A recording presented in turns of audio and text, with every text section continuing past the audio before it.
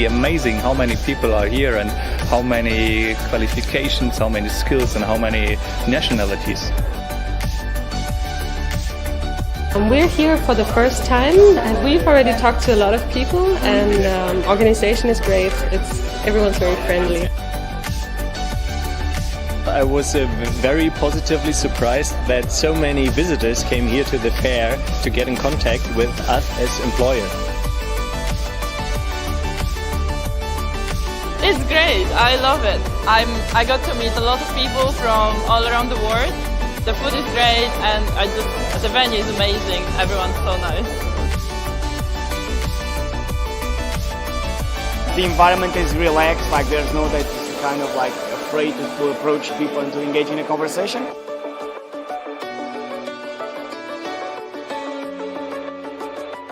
It's very good. It's very well organized, and I've met a lot of interesting people. I had a great experience. I was able to meet so many interesting people. You can really see that they are looking for improvements on their careers, and we are really looking forward to the opportunity of meeting some of them back in our office.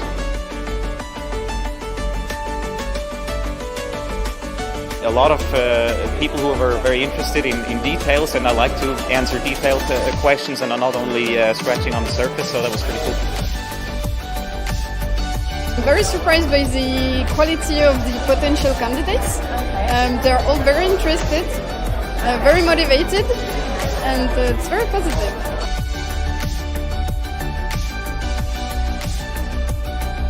I think it's great. It's very nice. There's a lot more people than I expected, but I'm having great conversations with everybody, and it's amazing to get to know that many people at once. I was at the Tech Jobs Fair in Berlin, and I love coming out here. You get to meet so many different faces, and I think people come from all over the world just to get to not only know your company, but just what's happening going on in Vienna, and just to see this beautiful, beautiful city. It's as enriching for me as a participant as it is for the visitors. Very, very high level, very ambitious people here today. It's fantastic. I've literally met so many incredible people. I never thought I could network with so many people. I think I've added another 300 people on LinkedIn. Just being here today, it feels like. Yeah, I think it's one of the best job fairs I've ever been to.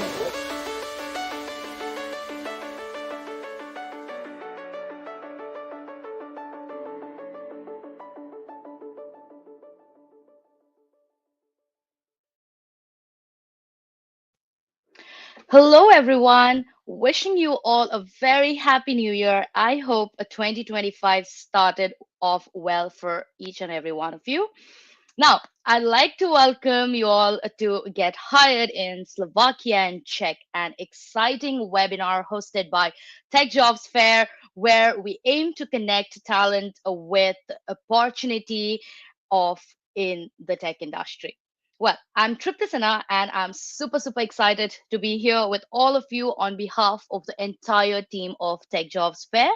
Now, let's get our webinar started by welcoming Ms. Bindu Kalvaria, Head of Business and Growth at Tech Jobs Fair, to address the gathering. Hello, Bindu. How are you doing today? Hi, Tripti. I'm doing well. Thank you so much. Awesome. So I wouldn't take much of your time, and let's hear from you what our attendees can expect from this webinar. The stage is all yours. Yes, sure. Okay, so hello everyone. It's AI time now, right? But do not worry, human touch is still precious. So in today's fast-packed sectors like AI, tech, IT, sales, and marketing too, right? Staying connected and informed is more crucial than ever. The rapid evolution in these industries demands continuous learning, collaborations, innovations to stay ahead. My name is Bindu Kalvaria, and I'm a part of Tech Jobs Fair. We at Tech Jobs Fair organize events globally and bring valuable content and opportunities for the brands, startups, and talents too.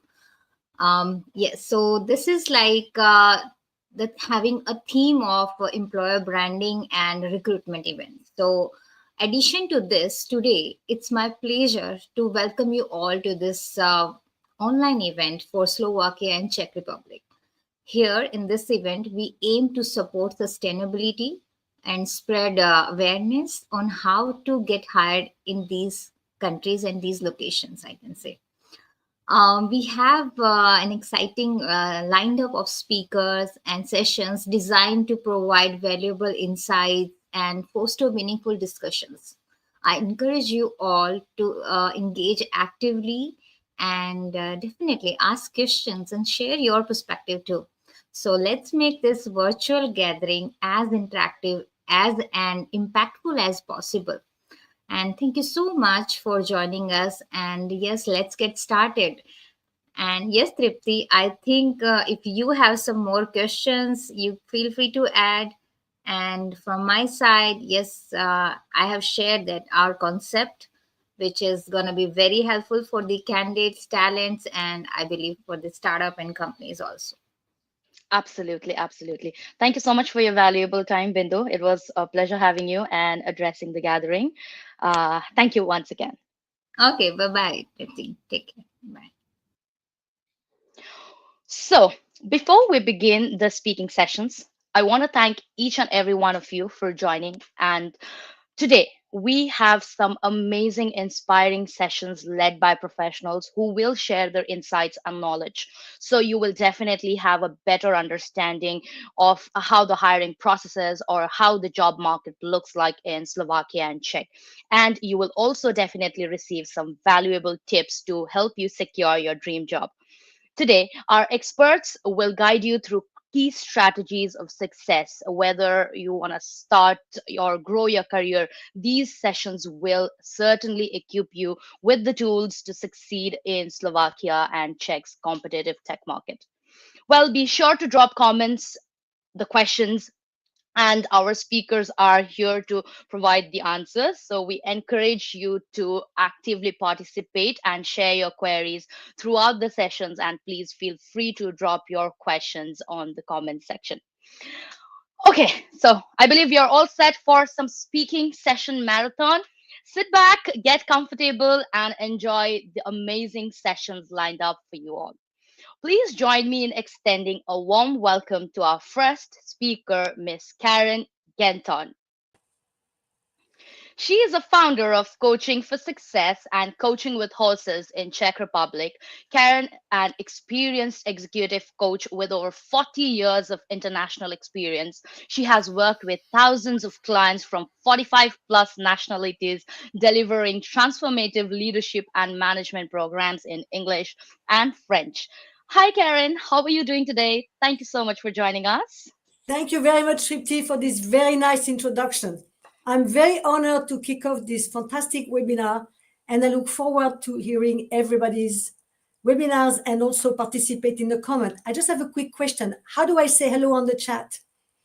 So you can just type hello there. That's okay.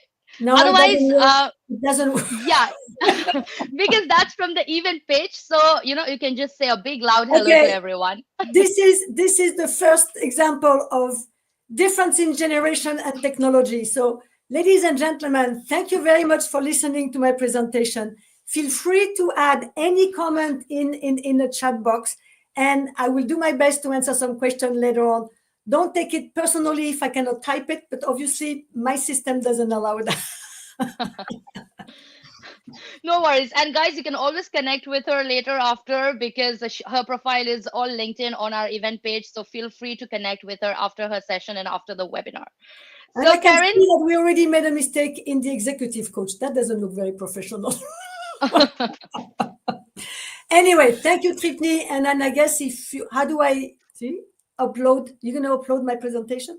Yes, absolutely. So I'm just giving the stage to you and you can take it ahead from there. Thank you. Thank you.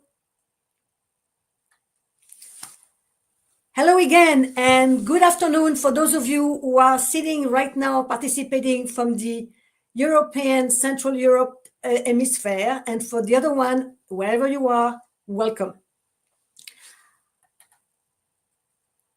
As a kickoff to this presentation, I would like to briefly introduce myself.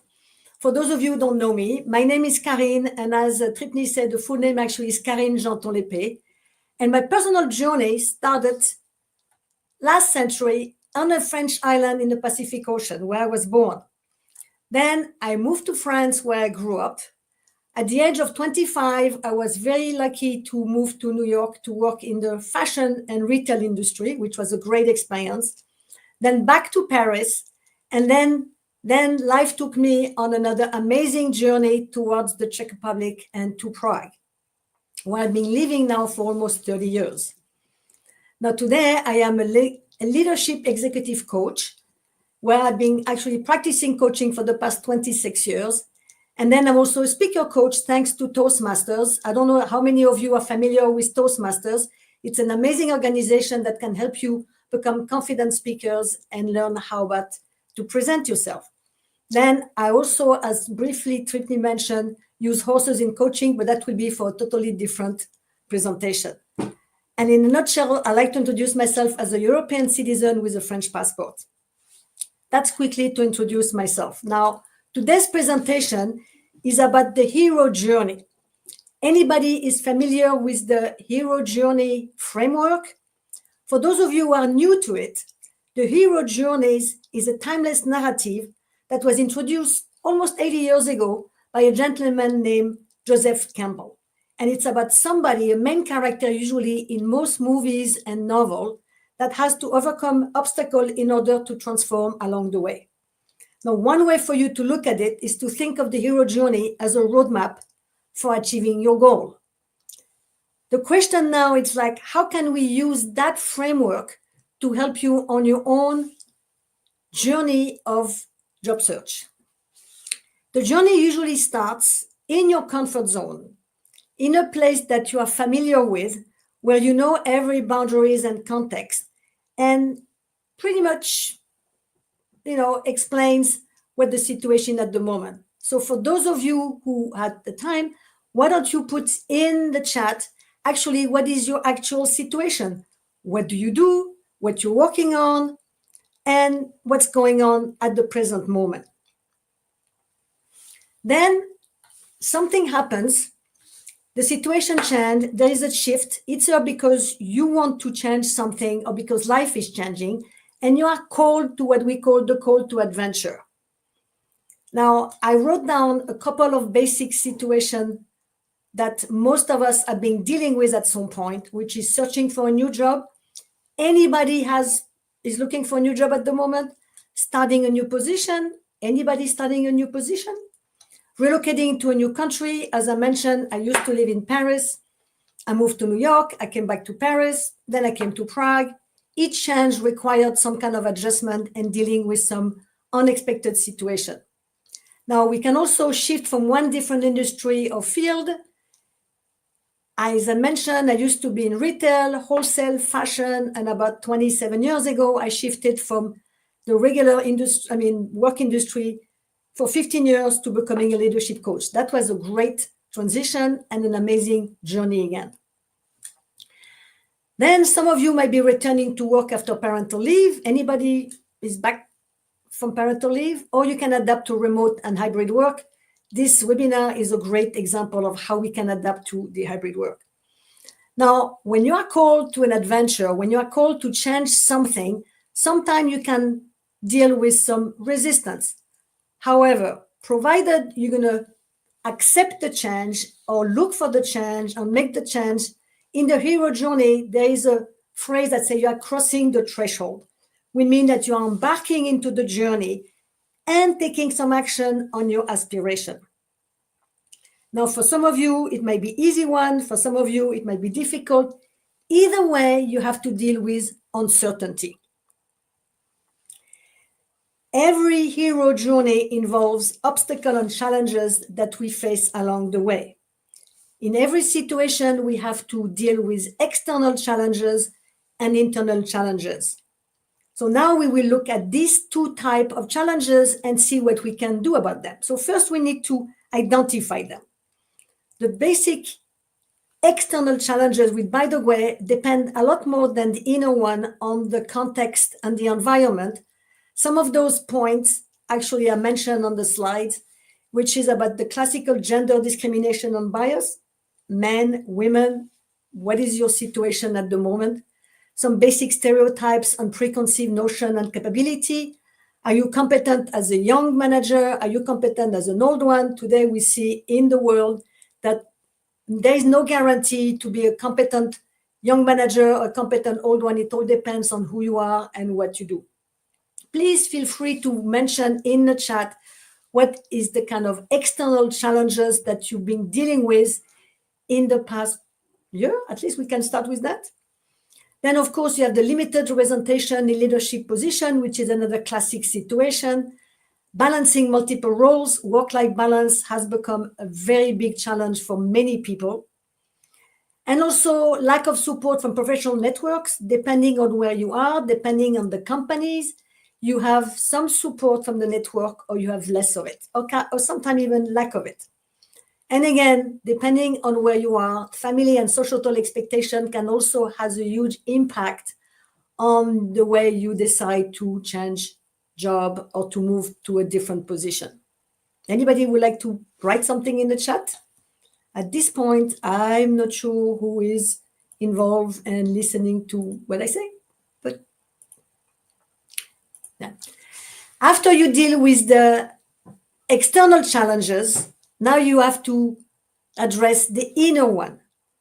And as I mentioned earlier, the external are very much dependent on the context. From my own experience, the inner challenges usually touch everybody. I haven't met anyone so far who hasn't been dealing with a lack of self-esteem or a lack of self-confidence. Anybody has ever dealt with that? Please feel free to answer in the chat. Or, overcoming gap in skills and experience. How many of you feel sometimes that you would like to apply for a manager job, but feel that because you've never been a manager, you cannot apply for it? When I started to work, even as an unexperienced sales girl, everywhere I went in Paris to look for a job, people said, do you have any experience? I said, no, that's what I need. I want to get started. Doesn't matter if you start at the bottom or the top. I'm sure many of you feel that you need to get started, and not too many companies might give you a chance to start as an unexperienced person. Either way, go for it. Fear of rejection. I'm sure some of you are being rejected when you apply for work, for different CV. I have a friend who spent 6 months trying to to find the perfect job, and she felt more and more depressed when she didn't get any answers.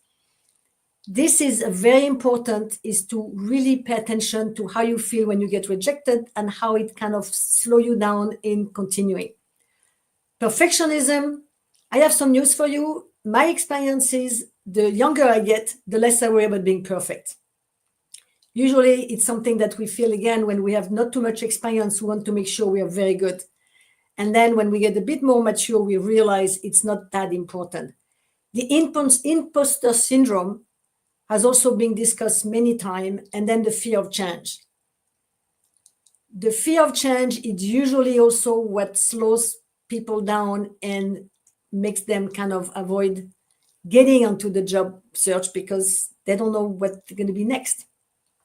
So these are the two major challenges that anybody looking for a job has to confront on a regular basis.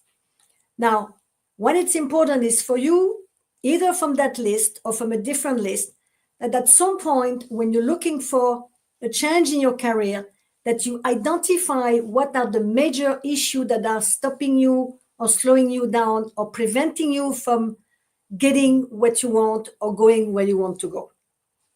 So one of the main exercises that I recommend is that you identify any challenges that it's stopping you. After you identify these challenges, the next step is to face them, to look at them. And then what do? Then hopefully we will find some strategy and some help to deal with that. And this is what I call the strategy to overcome the challenges. Some of them are classic. Actually, most of them are classic because very often what works the best are the easiest and most tested strategy that we all know about. However, how often do we really put them into practice? Overcoming self-doubt and fear. Anybody has ever felt afraid of doing something? or doubting that you can overcome all those challenges. There are two really personal strategies that for me have worked very well. The first one is reframing negative thought. When somebody rejects you or your CV doesn't work or you don't get the job you want, you might have a tendency to kind of criticize yourself, judge yourself, and blame yourself for not getting what you want. When that happens, I recommend that you use and adopt Nelson Mandela's motto. I don't know if all of you are familiar with Nelson Mandela. I think I've seen some of you from South Africa, so I don't have to explain to you who Nelson Mandela was. For those of you who are not familiar, he was a South African anti-apartheid activist and also the first president of South Africa from 94 to 99. I really like his approach. One of his motto was, I never lose, I either win or learn.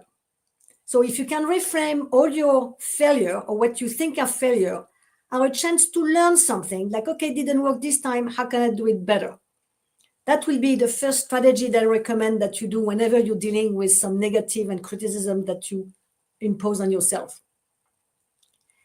The other one is the basic mindfulness. Now, for those of you who are not familiar with mindfulness, it pretty much involves focusing on the present.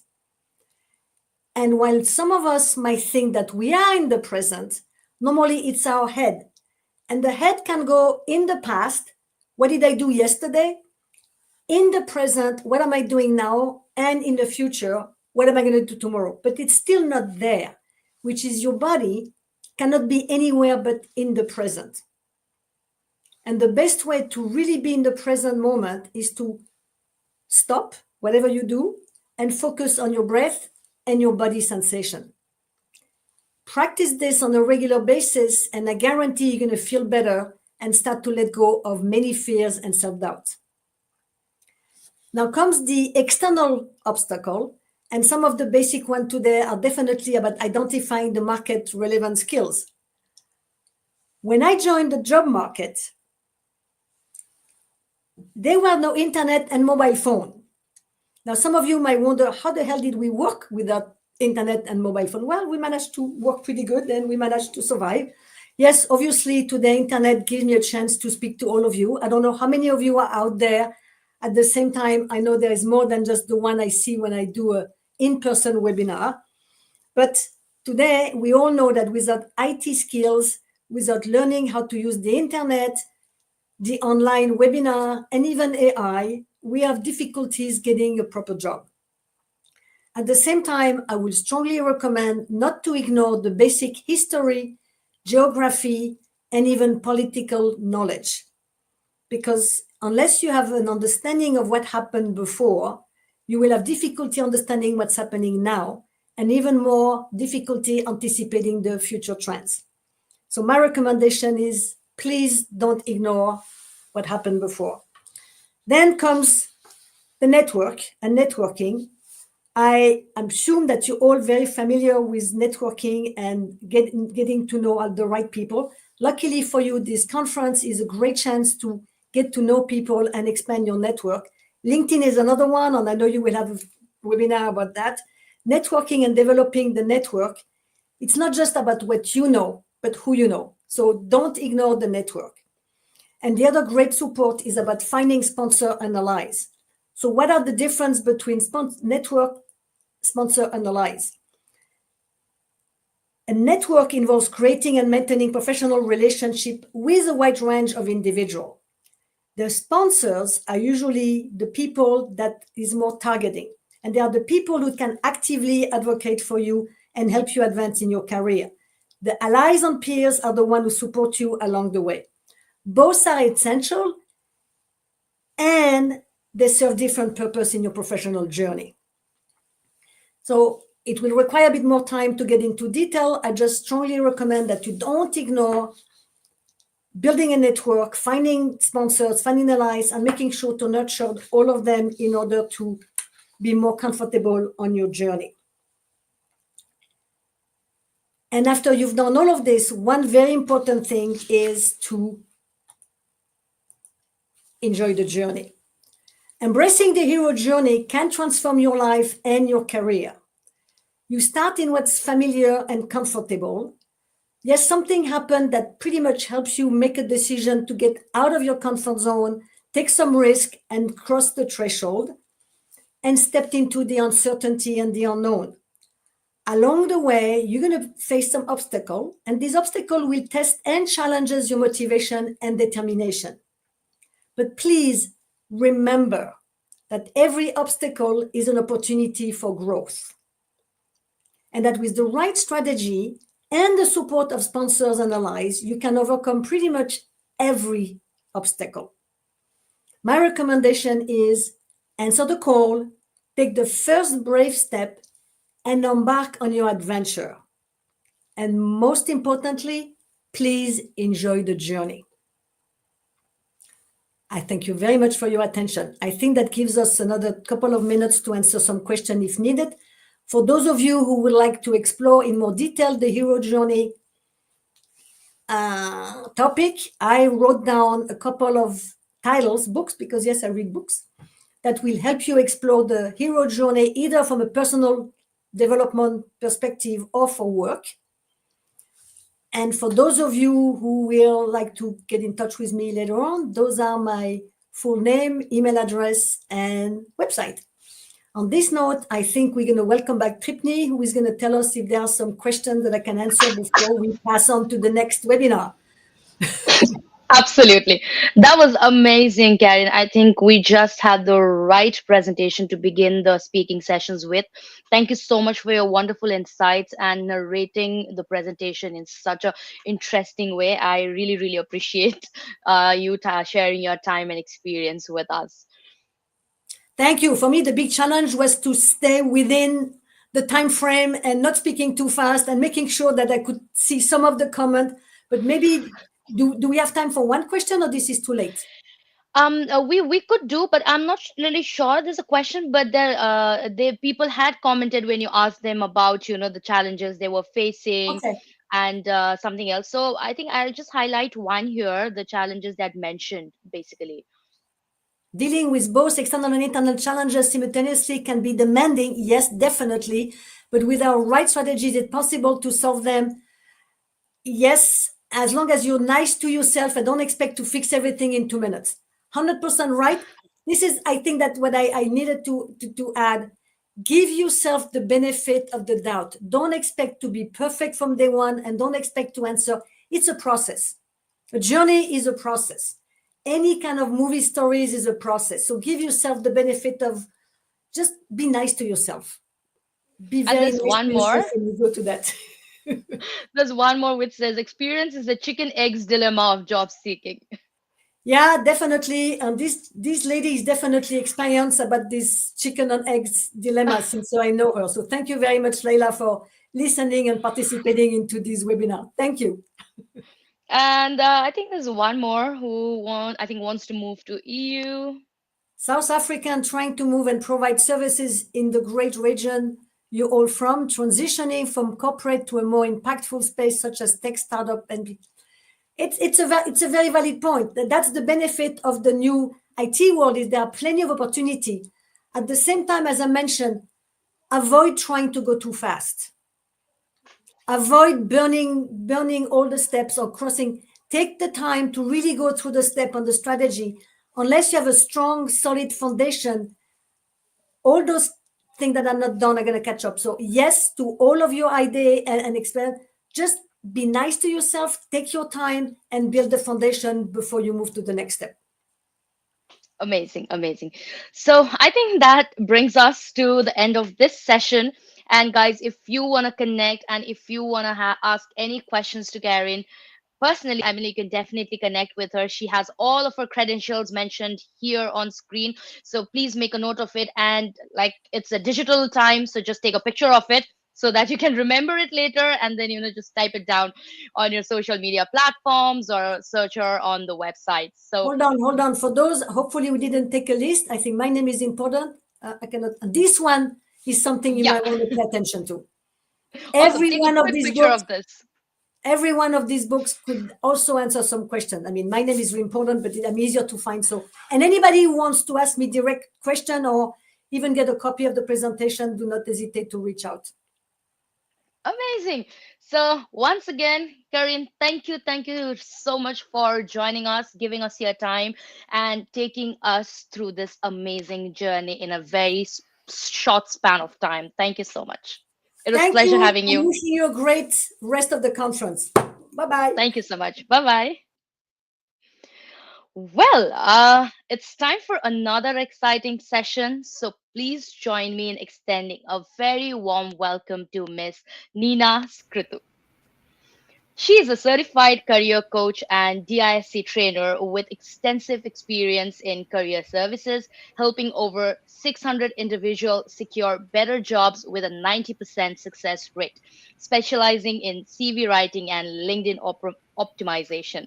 Hello, Nina. How are you doing today? Thank you so much for joining us. Hi, Tripti. I'm super excited. I mean, after Karen, I'm kind of nervous to be honest,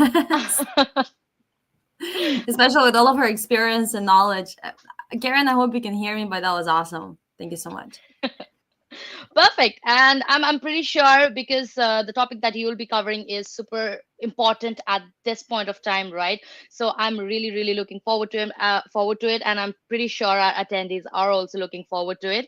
So I wouldn't take much of your time. The stage is all yours. Awesome. Thank you so much. Hi, everybody. Thank you so much for being here. I read in the comments that you're all actually coming from all over the world, not just Europe, which is exciting.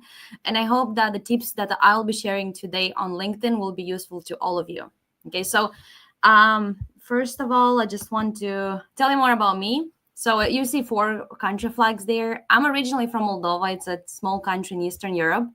But I've lived in several other countries. So I lived in Korea for a year and a half. I lived in Ukraine, I would say for around 3 years. And I lived in the Czech Republic for 2 to 3 years. Can't remember really well.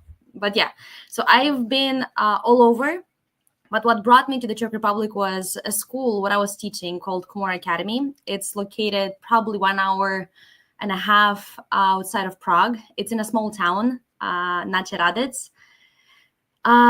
Remote area, but just the school itself is an amazing place. It helps young adults from all over the world get better jobs.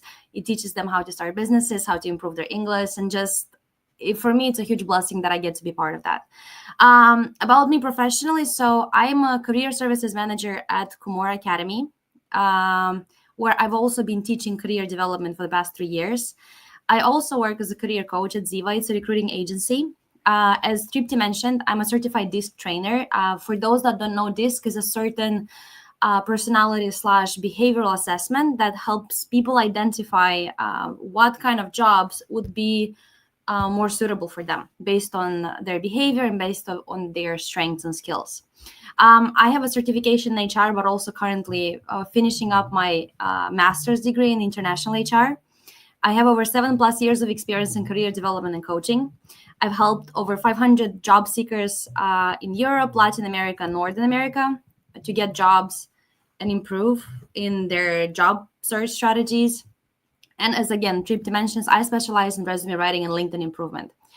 I chose the topic of LinkedIn for a purpose, simply because in a lot of ways, LinkedIn is not very well known. And there aren't many courses out there that teach us how to use LinkedIn at its fullest, right? Especially to get jobs or to be noticed by recruiters. That's why I thought, especially for the tech industry, LinkedIn is probably the key to get a job. So why is LinkedIn essential, especially in tech careers? So let me share some statistics with you. So around 72% of recruiters worldwide utilize LinkedIn to find new talent, 72%. 67% of those recruiters said that on LinkedIn, they can find better quality applicants. So basically, if you don't have a LinkedIn profile, technically, in a lot of ways, you don't exist, right? So if you're shooting for big companies, for international companies, you have to be on LinkedIn, okay? 6 people are hired through the platform every minute, and 75% of individuals who recently changed jobs, they used LinkedIn to discover new opportunities. So basically, if you guys don't have LinkedIn, make a profile right now, but don't just have a profile and have it empty. Make sure to update it as much as possible. And today I'll share some tips and ways you can actually update your profile that it's useful and that can actually lead to getting new connections, getting new job proposals, and so on. So maybe some of you went to my LinkedIn profile, some of you didn't. I hope we can connect with you. But I just wanted to touch on a couple of things here. So I highlighted them. So I want to talk about the banner, the profile photo, the headline, and also the open to section. That's for now. So the profile photo, okay? So I've seen a lot of people post their Instagram photo or Facebook photo on LinkedIn. I've seen people post a selfie, or people use photos of their dogs with them. This is fun. This is all good, but that's not for LinkedIn. LinkedIn is a professional network, and it should be treated as such.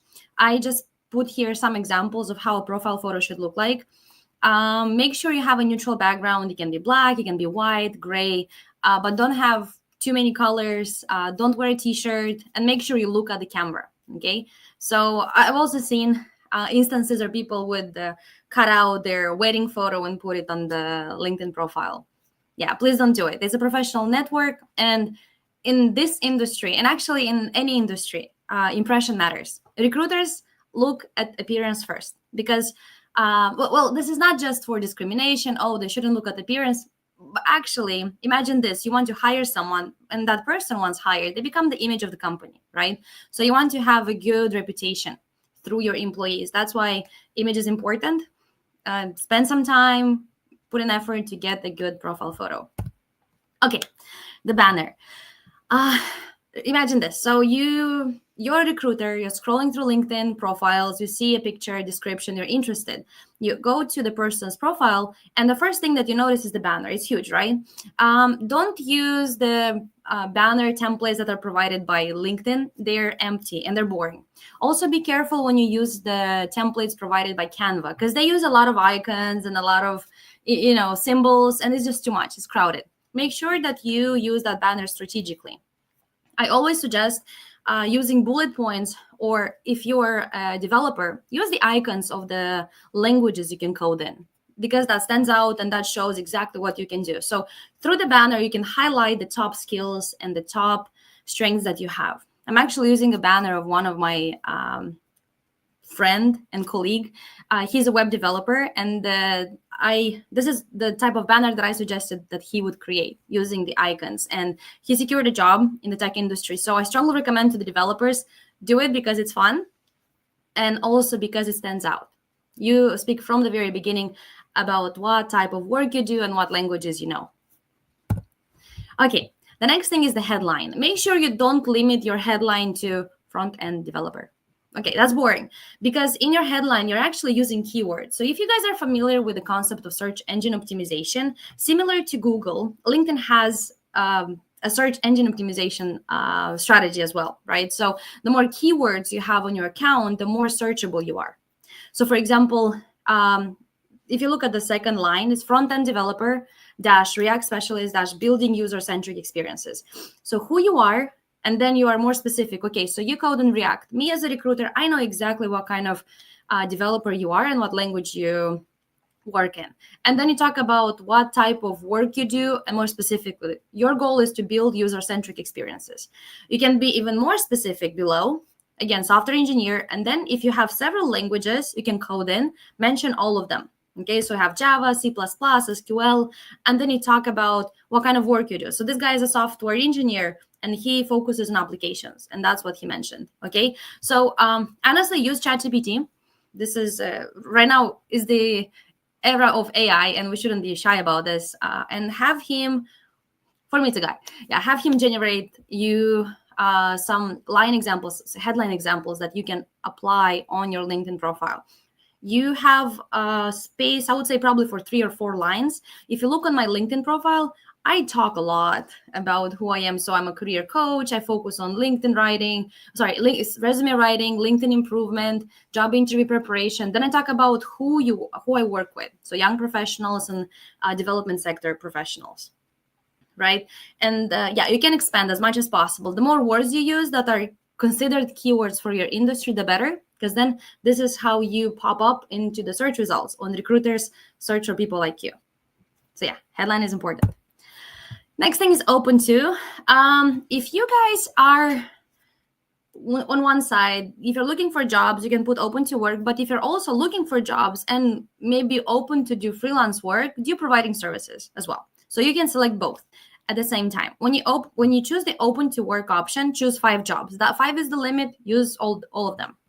Also choose the region. So let's say you're located in the Czech Republic in Prague, right? For on-site jobs, you can select Czech Republic or just Prague. But then if you select that they're also willing to work remotely, select the European Union. As a Czech citizen or as a Slovak citizen, you can work anywhere inside the European Union without any problem, right? Especially if it's remote. So make sure you choose European Union because it allows you only to select 5 regions. So if you start selecting every country, you're going to be limited. Same goes for those that are in Africa or Latin America. You can select Central Africa. You can select Latin America. You can select Northern America.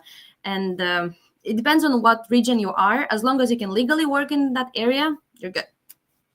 Providing services.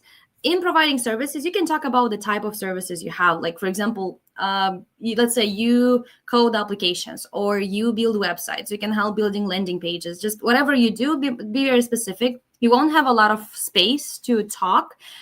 Use bullet points as much as possible, and then have clients reach out to you. So you'll be surprised that this option is actually used by LinkedIn users.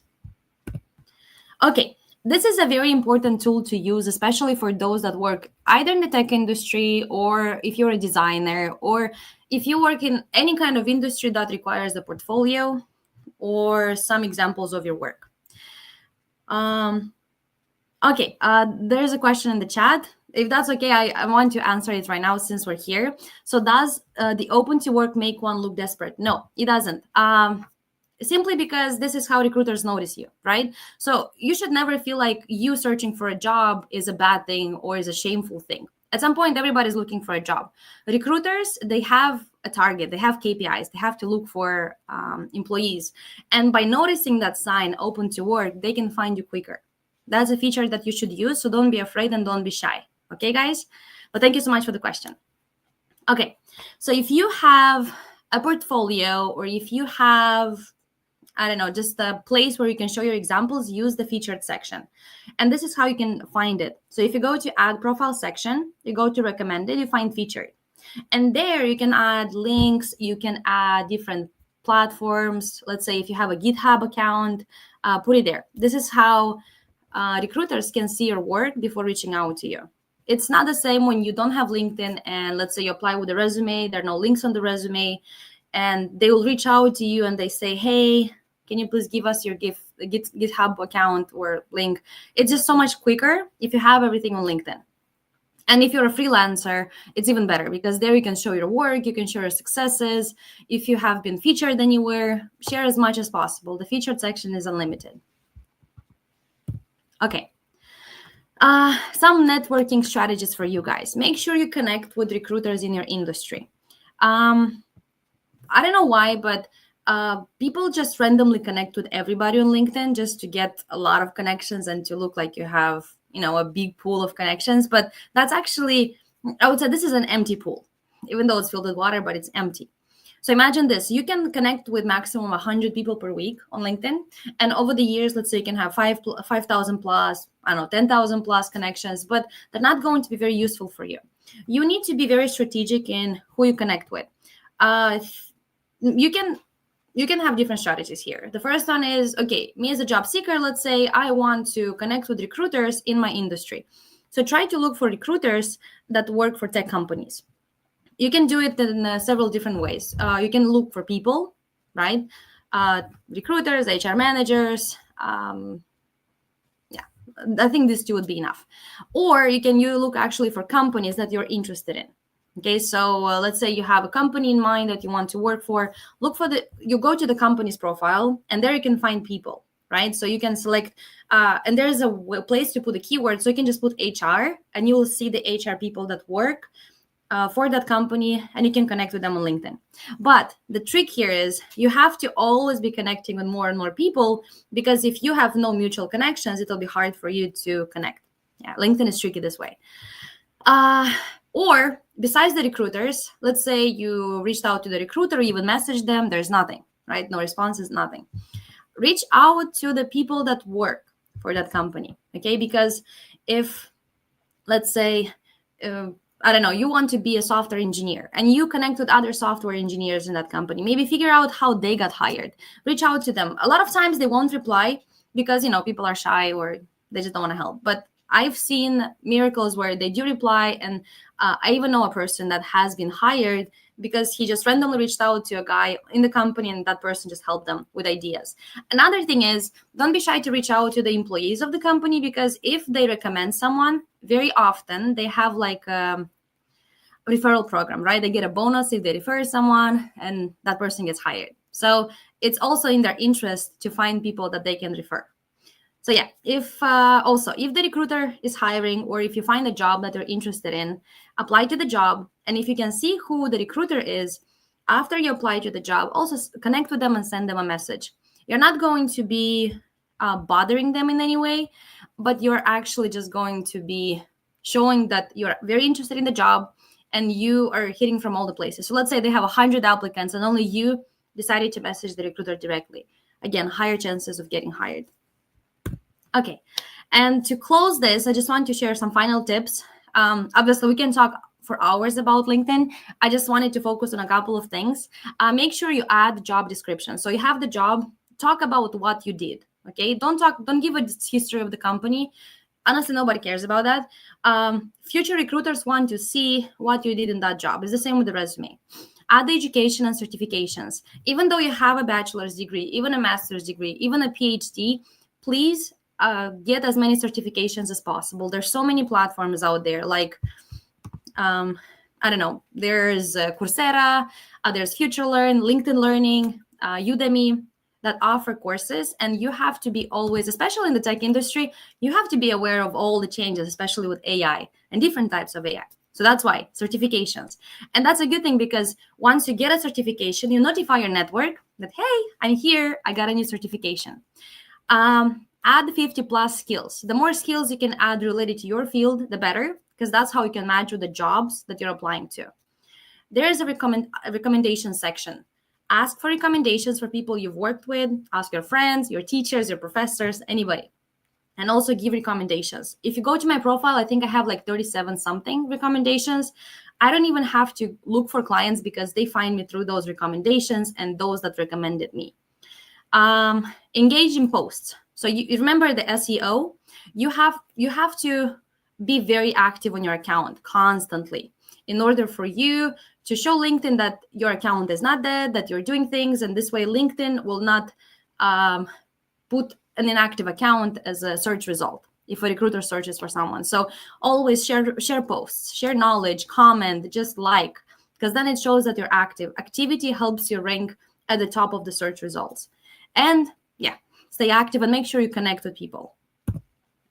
And that's actually it from my side. I wish we can talk more about this because LinkedIn is amazing. I would love to connect with you guys on LinkedIn.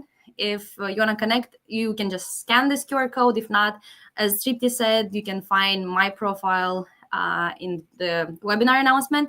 But other than this, please focus on LinkedIn. LinkedIn is powerful. Try to research different changes because LinkedIn updates a lot of its terms on a regular basis. So make sure you're updated with everything so that you stand out, recruiters can find you, and also so that you can be very open about what you do. Because when you have a resume, it's a one page. You can't expand very much, but LinkedIn allows you to do that. So yeah, thank you very much. Thank you so much. It was a pleasure being with you guys here. Awesome. I think we can switch back to the QR just in case anybody still wants to connect with you. Yes. Right? Yeah. And that was an amazing presentation, Nina, because LinkedIn presence has become so important and you led such an interesting discussion. I know the time was very short, but all the tips that you provided, I think it's necessary for someone who has like a very basic knowledge and wants to improve their profile. And I really like how you broke down each section and, explained about it. So thank you so much. It was absolutely amazing. And I think I see we have one more question there. So yes. Yeah.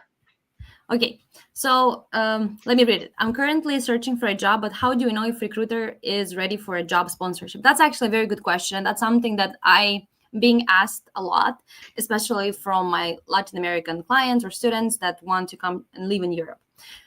First of all, you have to understand that the unemployment rate in a lot of European countries is already very high, right? So for locals, it's harder to find jobs. That's why the companies have to give priority to the locals. The only way you can know if they're ready for sponsorship or if you would qualify for one is in two cases. A, if the company specifies in their profile that they like we are hiring internationally and we're offering sponsorships, then you can be sure about this. And the second instance is if you provide skills and knowledge that would be probably limited in that particular area. I'll give an example. So I'm from Moldova, right? We speak two languages here. We speak Romanian and Russian. It's really hard to find people that speak, let's say, Japanese or people that speak Portuguese or Spanish. And if you're someone that comes from those areas, you're very it's very likely you will find a job in this area, in this country, and the companies will actually sponsor you because you are a valuable asset. You're someone they can hardly find in the region. So make sure you research if they provide sponsorship. If not, try to figure out what kind of skills you can bring or knowledge. Sometimes it can be languages. Maybe you speak more languages than others or rare languages, to see if you can bring something valuable to the company for them to actually try to sponsor you. Because the laws in Europe, especially in the Czech Republic, it's really hard to get a visa. Me being from Moldova, I'm not part of the European Union, just personal experience. It took me 2 years to get my work visa, even though I had all the documents from the company. It's just the Czech government. Very hard to work with. That's it. Awesome. So guys, if you have any further questions, please feel free to connect with her. She has her barcode here. You can QR, you can scan that, or you can directly reach out to her from the event page that we have on LinkedIn. So once again, thank you, Nina, for your amazing presentation. Thank you, everybody. It was an absolute pleasure having you with us. Good luck. Thank you so much. Good luck. Bye-bye. Awesome. So the sessions keep getting more exciting, don't they? So without further ado, let's welcome our next speaker of the webinar, Ms. Silva Zakoba. Silva is a Vice Dean for External Relations at Masaryk University of Economics. She is a certified project manager and ICF certified coach. Hello, Silva. Thank you so much for joining us. How are you doing today? Perfect. Thank you very much. And thank you for having me. Awesome. So I won't take much of your time, and the stage is all yours. Okay, thank you very much, and good morning or good afternoon, depending on where are you. And I will just start to present. And yes, I hope you can see my presentation. Actually, it's not easy after such a great speakers as Karen and Nina to continue, but I will do my best. So, hello everyone again. My name is Silva Topova, and the topic of my presentation is Stand Out and Step Up, Mastering Career Navigation Through Coaching. And basically, why are we going to talk about this? Why is it so trending these days? Lots of people were telling me, well, why is coaching so important? You know, it's just, is it for something really? And what I usually say is that we do not have time for our own goals. We are still trying to fulfill the goal of our employer, the goal of someone else. And honestly, guys, how much time do you really devote to your own goals? What are you going to achieve this year, this month, in 5 years? Not much, or at least if I'm not forced to, I don't do that, and that's it, because then I don't know where I'm moving, what I'm moving towards. The second thing is that we are still doing something. You know, when I'm waiting for the bus or the tram, I'm still scrolling and writing emails and doing whatever. And we do not have the time of doing nothing, which is basically the time where you can really come up with very good ideas and great decisions. And previously, this was possible because we didn't have so much to do. Now with cell phones and being online all the time, it's absolutely necessary to have some time for us. So there is no time to do nothing. We also have quite a lot of good advice and tutorials online. Basically, everyone has a recipe for everything. So you can very easily get too many advice on everything and you might feel completely lost. And sometimes it's so overwhelming that people cannot decide what to do right now because there are so many great options, what to do right now, what to improve, what to work on, that we can be completely lost. So, and to add some more facts on why are we going to talk about coaching today is that 40% of employees in tech companies regularly experience burnout, and 62% of IT professionals report excessive stress. In the Czech Republic, there are turnover rates at 18 to 20% annually in IT.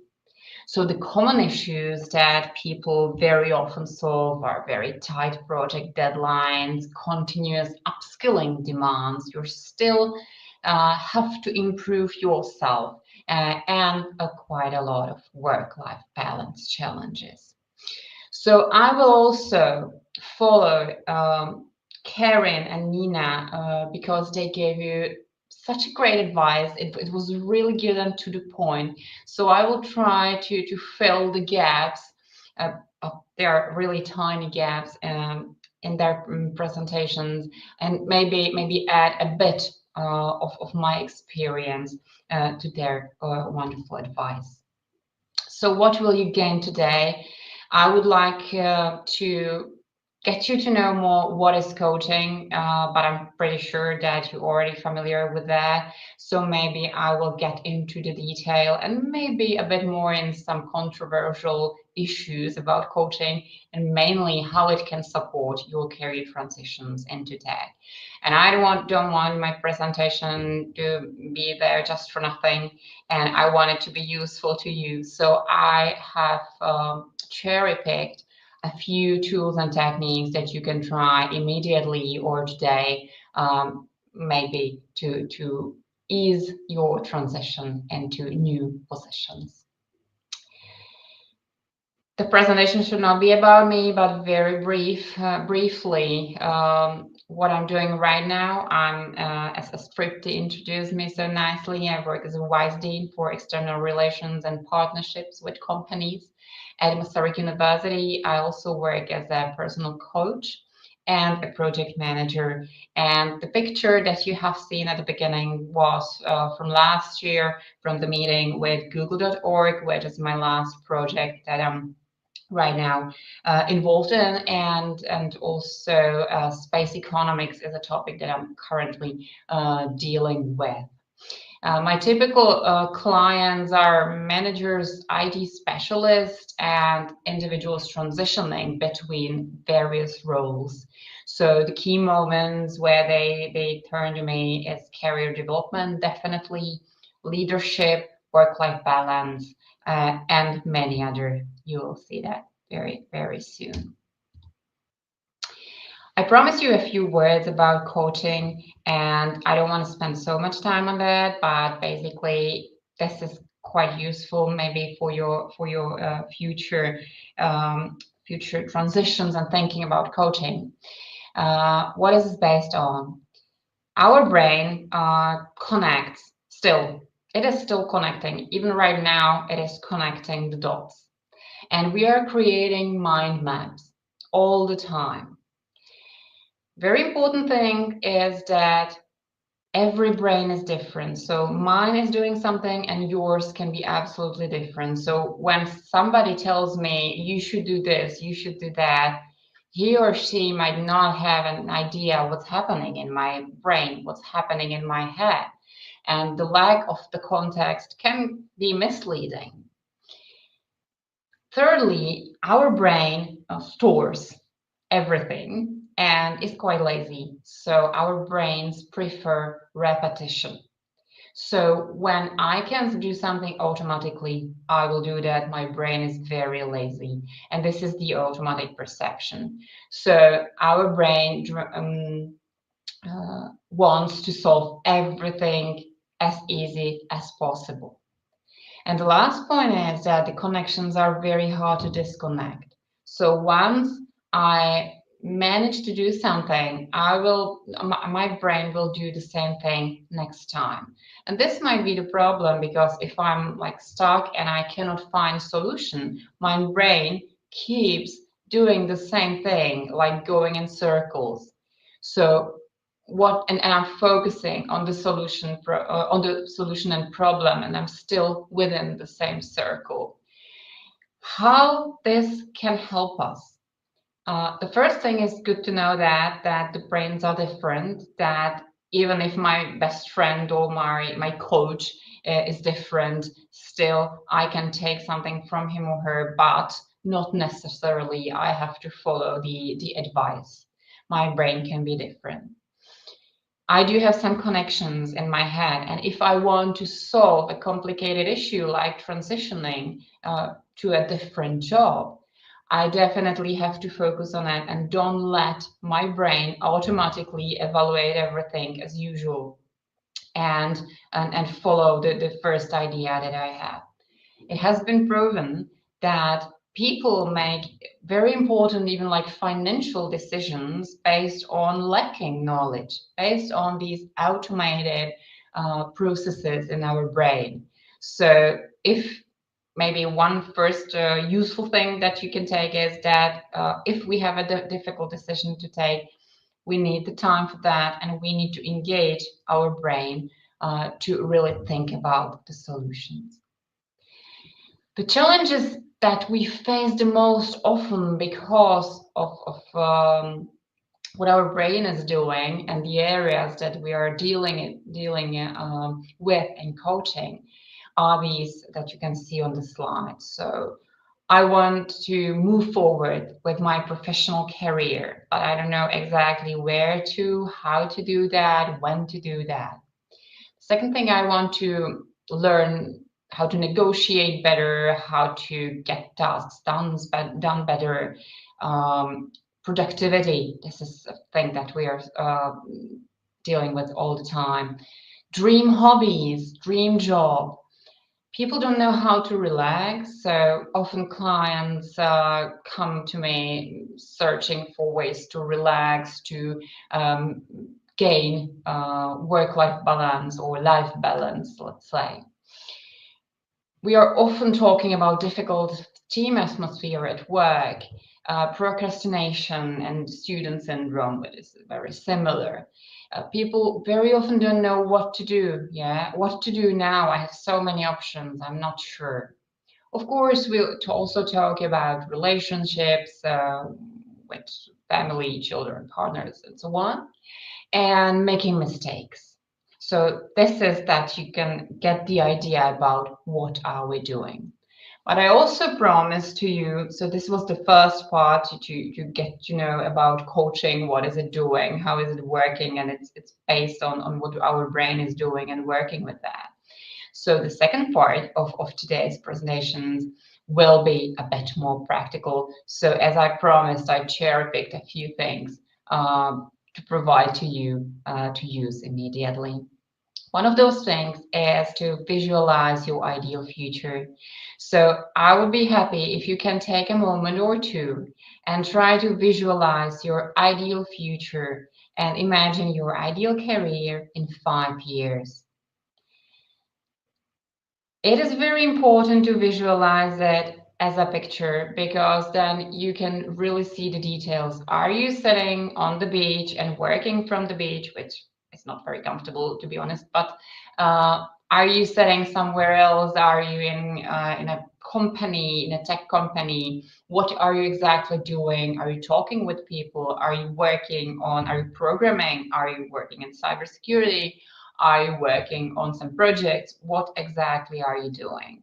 This is very difficult. It's actually proven, and I will get back to that very soon, that our brain needs this visualization to be able to narrow down the goal that we have. And my second question would be, what steps can you take today to make it a reality? You don't have to write into the chat, although I encourage those of you that would like to do that, definitely please do that. But it would be nice if you can visualize it in your head and maybe write it down on some paper or wherever you would like to. And think about 1 or 2 steps that you can take really today to make it a reality. It can be a small step. It can be something easy, but something you might be postponing quite a long time. And also think about how this step is leading you to your goal. The thing is that there is a pressure to do really everything, as we discussed at the beginning, and people get distracted. So if you visualize your ideal future, are the steps you're taking today really leading to that future career, the dream career that you want to have, or not? If not, then maybe it's time just to leave them out and focus on something else. Coming to more tips, as I promised, I have several of them. These are tips, practical tips from coaching, so you can see what we are working with, which tools are we using in coaching sessions. But I didn't want this session for you to be just like promoting coaching, but I wanted to be something useful, so here they are. The first step, because we are quite a lot dealing with work productivity, is to maybe how to improve work productivity. The thing is that we are doing quite a lot of things during the day, and not all the time we have the focus on our future goals. So one of the tools that we use with my clients is to make a simple sheet during the day and write down activities that you are doing. When I was testing that on myself, I was pretty sure that I'm really efficient. I'm working with everything, tasks, emails, and everything efficiently. And what I found out is that my daily schedule was a disaster. So every 5 minutes I would got distracted. I started doing something else, and then when I wrote it down and I saw that I was able to finally set realistic goals to myself. So the problem is very often that we want something, we want to lose weight, we want to change job, but where exactly are we going? What exactly do we want to do? Usually no one is asking us these questions. So we have to ask ourselves, or the coach can ask ourselves. And very good starting point that we can do by ourselves is really to have some data.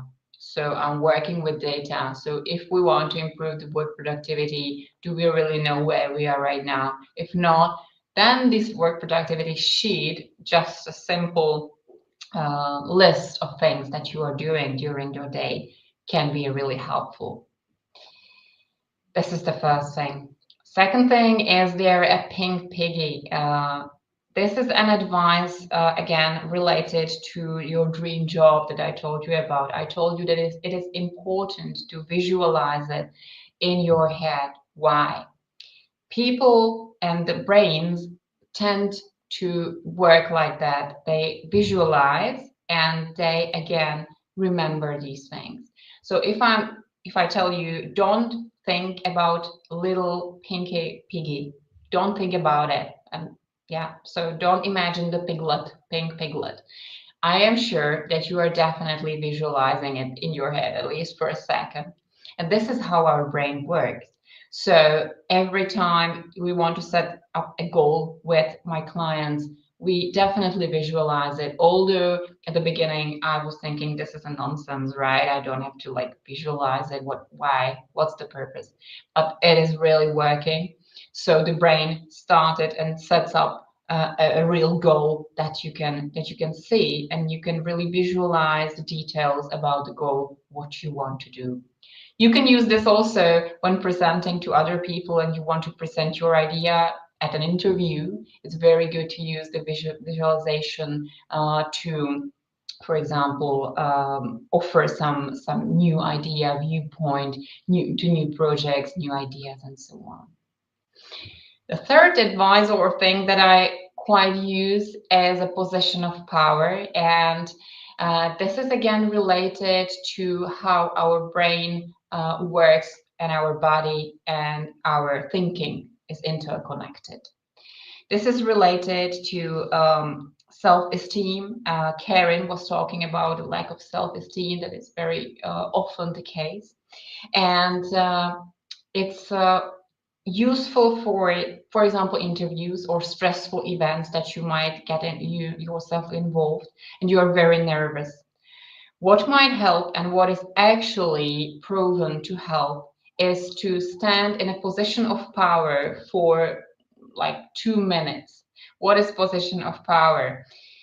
It can be used standing, your hands here. It can be used standing like this, or you can have your legs on your table.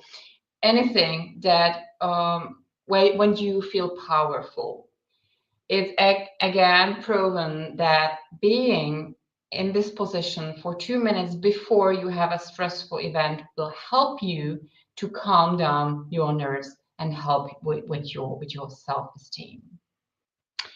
I will now jump, because of time, maybe to the two rules at the bottom. The 80-20 rule you're probably familiar with.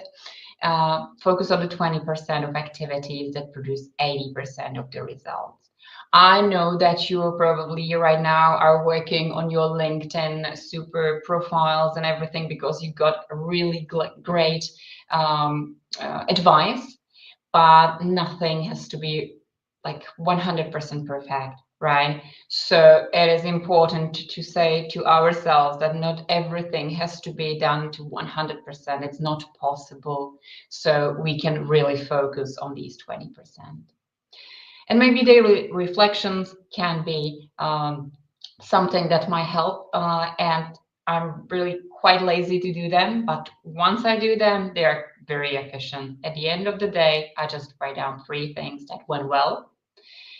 It's very good to see them, and 1 thing that I want to improve. So so be kind to yourself. So basically, this is it from me. But before we jump to the question, because we have 1 last minute, so the questions and answers, if there are no questions or you're just wondering whether to ask them, I just picked up some questions that I'm usually getting from my audience about coaching. So feel free to ask in the chat. And I will maybe talk about 1 or 2 questions here before the time is up, if that's okay. So the coaching, the myth, which one should we start with? I go to coach when I have a goal, and why I address the goal with a coach. Lots of people have goals, but when we start to really talk about them, we find out that we really don't know what this goal is about. So yes, we do have goals. Quite often we have wrong goals or not really realistic goals that we really want to achieve. So basically, this is it. Maybe a question, how do you find a coach who is worth it? And this is really difficult. I know it sounds weird when I'm saying that and I work as a coach, but for me, it took quite a long time to find a coach who would work really for me, who would be really on the same page with everything. So quite a lot of search, maybe testing. It's good to have some recommendations because you have to somehow fit with your coach. So definitely that's it. And maybe 1 last thing, the thinking, emotions, behavior results. It's very easy to influence our behavior and results. I can very easy after this presentation write something, do something, tell somebody to do something, and so on. But what is very difficult to change are my emotions and my thinking about that. So that's again the lazy brain, as I told you about. We are we tend to use the automatic solutions. So that's why it might be even right now, it's really great because you found time for yourself to maybe switch a career, to think about that. You've already done that. So thumbs up for you guys that you're here. You are focusing maybe on your transition onto a different job, on your future career, on your work-life balance, or anything that is on your mind. So congratulations to you that you're using this time. I think the time is up. So I thank you very much for being here, for the opportunity. Here are again my contacts. I offer a free 15-minute consultations for you guys, so feel free to address me whenever you need to, and that's all for me. There are some pictures of me. That's what I do actually working. That's what I love, traveling, my 2 kids, and I play drums, and I really hope we can stay in touch. So thank you very much. Well, that was absolutely amazing, Silva. I think you touched a topic which is kind of sensitive, and people tend to neglect it, and how they can work on themselves, or how certain experience can help them, or how to have that mindfulness, or work on the thoughts and everything. So thank you so much. That was amazing presentation, and I would also like to thank you for your time, and coming up here and sharing your experience with our attendees. Thank you very much again for having me, and good luck with the event. Thank you so much, you guys. If you want to connect with her, she is, of course, giving a 15-minute consultation for free. Please connect with her, network with her, and grab the opportunity. Thank you, Silva. Thank you. Bye. Bye-bye. Well, I hope all of you are gathering some amazing and valuable information. So let's keep the energy high as we welcome our next speaker, Miss Sylvia Solarikova. I hope I pronounced it correctly. Yes, you did well. I saw that you concentrated. I know it's not so obvious. Yes. So, well done. Awesome. So Sylvia is a coach, a mentor, and headhunter who helps individuals achieve personal and professional goals aligned with the values and lifestyle. With a background in IT consulting and project management, she combines coaching, mentoring, and intuitive insights to meet clients' need. In her free time, she enjoys flow art, dancing, and nature walks. So, once again, welcome to our webinar, Sylvia. Thank you so much for joining us today. How are you? I am great. Thank you for the opportunity to speak here today. And I am glad that I can share a little bit of my know-how that maybe some people can move further in their thinking about their future jobs or choosing their jobs. Absolutely, absolutely. So, without any delay, giving the stage to you, and the stage is all yours. Stage man. Yes. Okay. So in my presentation or my speech, we are going to we can say a deep dive a little bit how to choose work which fits you well. Actually, I will introduce you to a particular coaching exercise. In my previous speaker, Silva, she was speaking about coaching in general and giving you some tips and hints. And I will introduce you to one particular exercise which can help you to prepare for the interview and also choose when you are hesitating between different options. Before we deep dive in, I will tell a few words about me. As Tripti mentioned, I'm a coach, mentor, consultant, and then headhunter. I'm a bit multifunctional. I like working a bit as consultant, I build as a coach, as a mentor, because I like diversity in my life. And this is what I bring to my clients, that I have different tools on my palette and we can paint together the picture which we need. So I guide individuals to reach their objectives, both personal and in professional life, and also to feel in their way that they are happy and fulfilled, because sometimes you can tick the objective and they say, and what's next? Yeah, so really to be aligned in all the areas of life and be happy just in life. So as I mentioned, I would like to introduce you to a coaching exercise. And for this exercise, you are going to need a paper and a pen.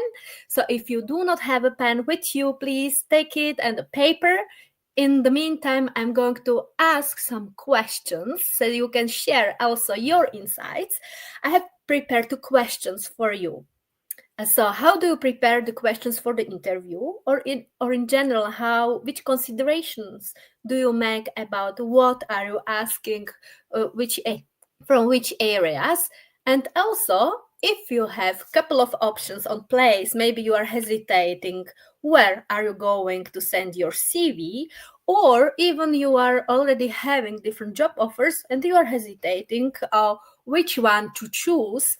Or maybe you are still in your current job and you are just feeling a bit of maybe dissatisfaction. So what is it? What are you not satisfied with? If you can type, feel free to type in the comments. Also, if you will be watching later on, you can still do it and I will see it. So I will give you a little bit of time. Let's see if somebody will write something. If not, we will move further. Doesn't matter. I know you have it. Okay. So when I was thinking about how to put the right ingredients for your ideal work, I was thinking sometimes it's like choosing a pizza in pizzeria, because there you have several options and you can see, okay, do you like mushrooms, corn, tuna, or what you would like to have on your pizza to really like it. So now is the question, what are the ingredients of your ideal work pie? We can be using for this an exercise, which is a coaching exercise, which can be used for different areas of life. So we are now today focusing for my ideal work. So your task is to take a paper and draw on the paper a circle and divide it in 8 pieces. It's like a pie, like a pie chart. So you can have it like this. And on the top of the circle, you can write my ideal work. And then think of the aspects of the work which are really important to you. I know maybe you will need maybe a bit more time or coming back later on to this to reflect deeper. So doesn't matter if you don't do it with me, but you can think or start at least thinking, what are the areas? Sometimes people think just about the job content, but it's not all what contributes to job satisfaction. When I was doing a little bit of research on this is what came in most cases, like most common things. So job content as such, also the volume of the work. Yeah, because sometimes people say, hey, if I need to work overtimes, not for me. Or otherwise, if it's too few work, then say, I'm getting bored. Also not good for me. I'm also not satisfied. So then the working conditions. Do I need to go to the office? Can I be working from home? Remuneration, which parts are there? Fixed, variable, benefits, etc. Then what is quite important for people and why people quite often quit the job is the manager.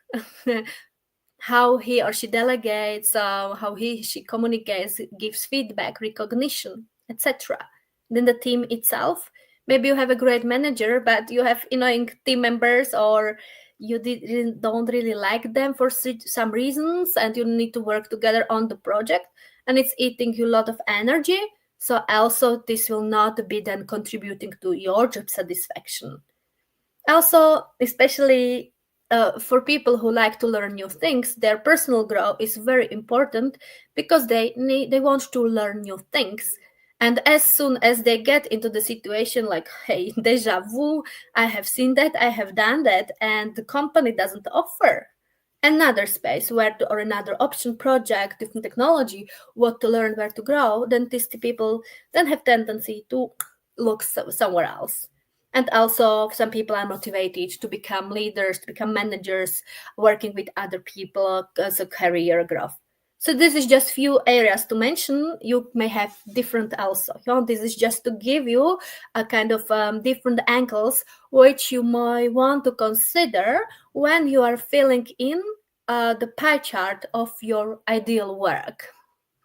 So here you see already in my example, I wrote some of them. So now when you draw your pie chart divided in 8 pieces, now is the task to write in each of the section one thing, one aspect of the work which is important for you, like if it's an ideal work. Okay, so now you can use all pieces or just some of them. Should you need more, please feel free to divide pie in more pieces, or if it's just 4 pieces, that's fine. In my example, we have time flexibility, friendly team, and learning new things. So you may have listed a couple of things, but if we go a step further, you can still then kind of rate them, how important this piece is for you. So rate each of them on the scale from 1 to 10, 1 not so important, 10 very important, and more items can have the same number. So it's not comparing them in between, but if I ask you about time flexibility, how important is it for you? I put in my example 9. Then friendly team 6, learning new things 10.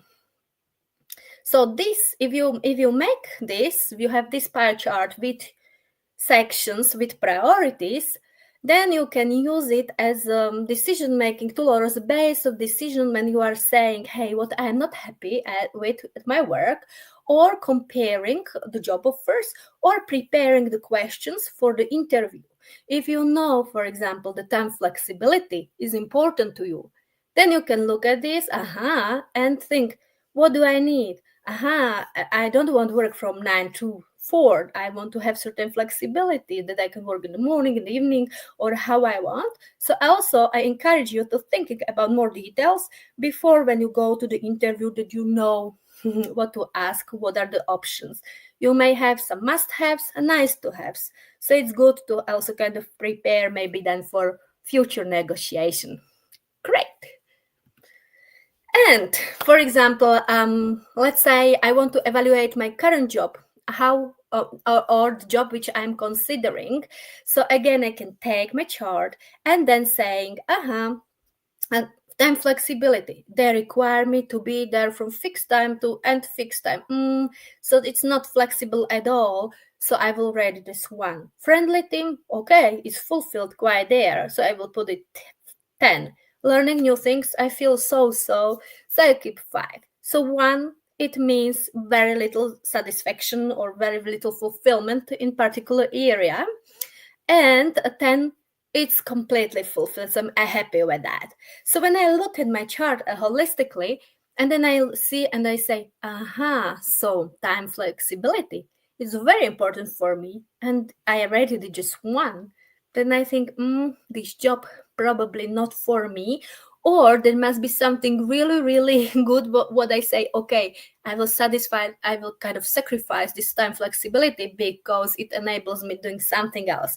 But think well before making compromises of this type, because sooner or later it may start bothering you. Yeah. Good. So I will check if there are any questions. No.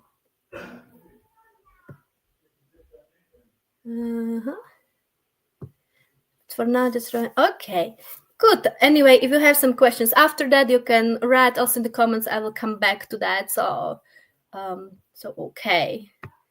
And now, this was all for me. If you have some questions, feel free to ask. And here I'm offering to you also 15 minutes free consultation. If you need a little bit more guidance, I'll walk you through to this exercise or anything else what is job related or your growth related. I quite often work with people who are changing careers or considering changing careers, helping to them decide on their next path. Or also if they are general feeling like, the life is kind of going through their fingers, we say in Slovak, I don't know, in English, that they feel like, hey, maybe I have reached this and this professional objective, maybe also some personal objective, but still they feel kind of emptiness inside. So I invite you to book a consultation with me. There is a Calendly link where you can choose, pick up your date, or you can just reach out to me on LinkedIn. and write me a message and we can take it from there. So that's all from me. Hopefully you got the tip how to work with this, like when considering different options. And this wheel exercise, how it's named in coaching, this exercise, you can use also my ideal, I don't know, partner, my ideal vacation, whatever. This is quite general. Just for today's purposes, I wanted to have it on my ideal work. That's all from me for today. Discovering the right work is actually what we need to focus on. So thank you so much, Sylvia, for sharing such an amazing insight, and like the, like how we can actually work on it, like the exercise, because I was doing it myself as well, when I was listening to you. And I'm pretty sure if anybody wants to take this ahead on how to work this exercise, they will definitely connect with you through your, calendar or the LinkedIn. And I'm pretty sure this was definitely helpful for our attendees. And I think one of our attendees answered to the question that you asked, like how you usually apply for jobs, right? So that's why he was like, he's just throwing out the net, and then if he sees any place that is ideal for him, and then he hopes for a good result. So what do you have to say in that? Is that a good way of doing it? How to search for jobs, like for example, of course there's a couple of options. You can know, okay, I'm interested to work in particular companies, so you can search for the company and they have the job offers there, so you can see. Or if you search for a recruiter of this company, you can reach out directly to the recruiter also. Some of individuals, when they see, okay, I'm a headhunter, so also they write to me, hey, do you have anything, that they kind of network, with the headhunters, because we as a headhunters, 1 month I can say no, I don't have anything, but next month it can come, or you never know. It's just contacts create contacts, I always say. So these are the ways that to really knowing, like, hey, do I want to work for bigger company, smaller company, what kind of job more or less, and then to see what is on LinkedIn or some local, for examples in jobs.cz here in Czech Republic. But feel free to reach out directly to recruiter or to headhunter, network online also. And you can write also on your LinkedIn, hey, do announcement, I'm looking for something. It's not desperate, not at all. It's just because people may not know that you are available, and maybe some from your network knows about something. So don't be shy. It's not a shame saying, hey, I'm looking for a new opportunity. Why not? Yeah, and you can also ask, hey, feel free to share if you know somebody, recommend. Yeah, so really, I encourage a lot to network. Yeah. I think we have one more question just before we wrap this session. I think you can take it ahead. Platforms to hand the job. So, well, for IT jobs also, I know people that they're using some also on Facebook groups, like IT jobs. It's also in there. Some maybe also on Jobs.cz, but I would, if you want more international, so I would go for LinkedIn, yeah, and also reaching out directly to headhunters, yeah. So it's just be creative. Don't limit yourself. But like think of this try. You never know, because you never know where you will find something. Somebody. Yeah. An opportunity. Right. Like until you don't try, you don't know where you lie. Yeah, so. And if you don't speak, for example, in Czech Republic, Czech, so search for international companies definitely, because sometimes if there are some little local consulting companies or IT support companies, etc., then they require Czech language also. So if you are an international and you don't speak fluent Czech or Slovak, then just I encourage going for bigger companies, like for example, if you have PwC technology, and there it's not necessary because everybody speak English there. So just look on this type of companies where Czech, then it's not required. Right. Well, so this brings us to the end of the session. Once again, thank you so much, Sylvia, for joining us. It was a pleasure having you today. And thank you for sharing some wonderful insights and amazing exercise that we could follow, or the job seekers could follow. Okay, thank you very much. And I will later on come back to questions if there may be some, because I'm traveling today. So unfortunately, I will be not right away going through, but then in the evening I will have a look. So feel free. You can also tag me if you have a question that is not getting lost in translation. If you want some of my input in some areas, I'll be happy to help. Perfect. And guys, please feel free to connect with her if you have any further questions. Thank you. Thank you, Okay, Sylvia. thank you very much, and all the best to everybody in looking for your new opportunities and choosing and getting the right for you. Take care and all the best. Bye-bye. Bye. Well, guys, there are a couple of more sessions lined up for you all, my lovely viewers. So be sure to stay until the end. Now, please welcome or join me in welcoming our next speaker for today, Miss Henrietta Hudkova. Henrietta is a... Hi. Hi, can you hear me? Yes, absolutely. Crystal clear. Perfect. Perfect.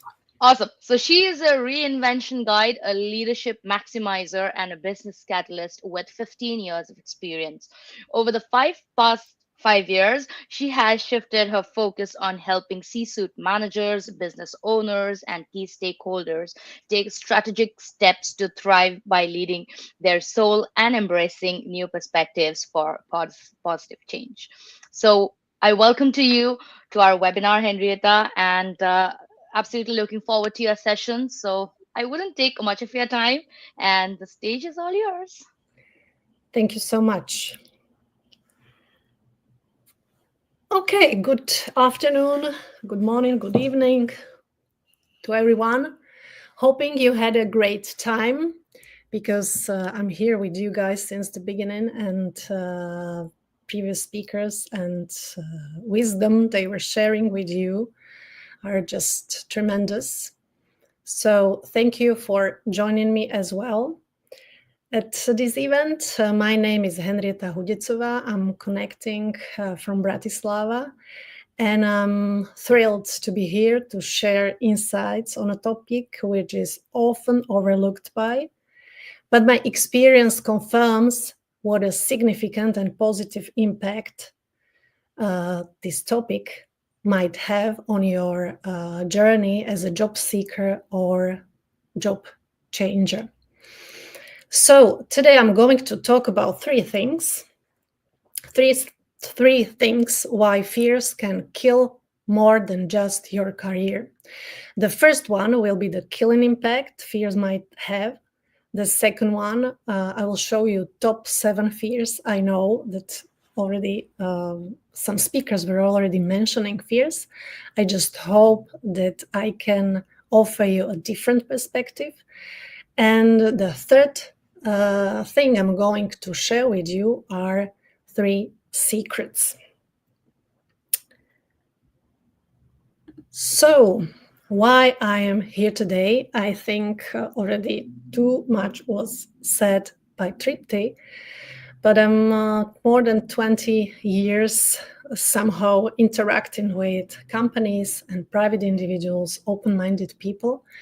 And since 6 years, I'm on my own private mission, helping individuals and organizations to reinvent themselves for greater success and especially for a better world.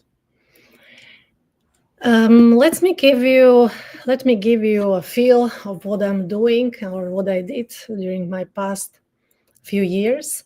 I spend a lot of time, majority of my working time, by one-on-one advisory sessions. I speak at events, I facilitate brainstorms sessions, I organize my own events, virtual or live events.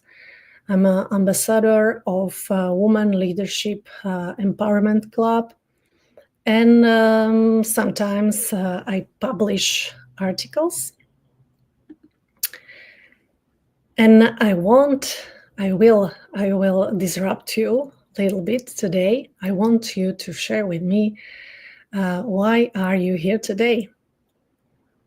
I went through the comments.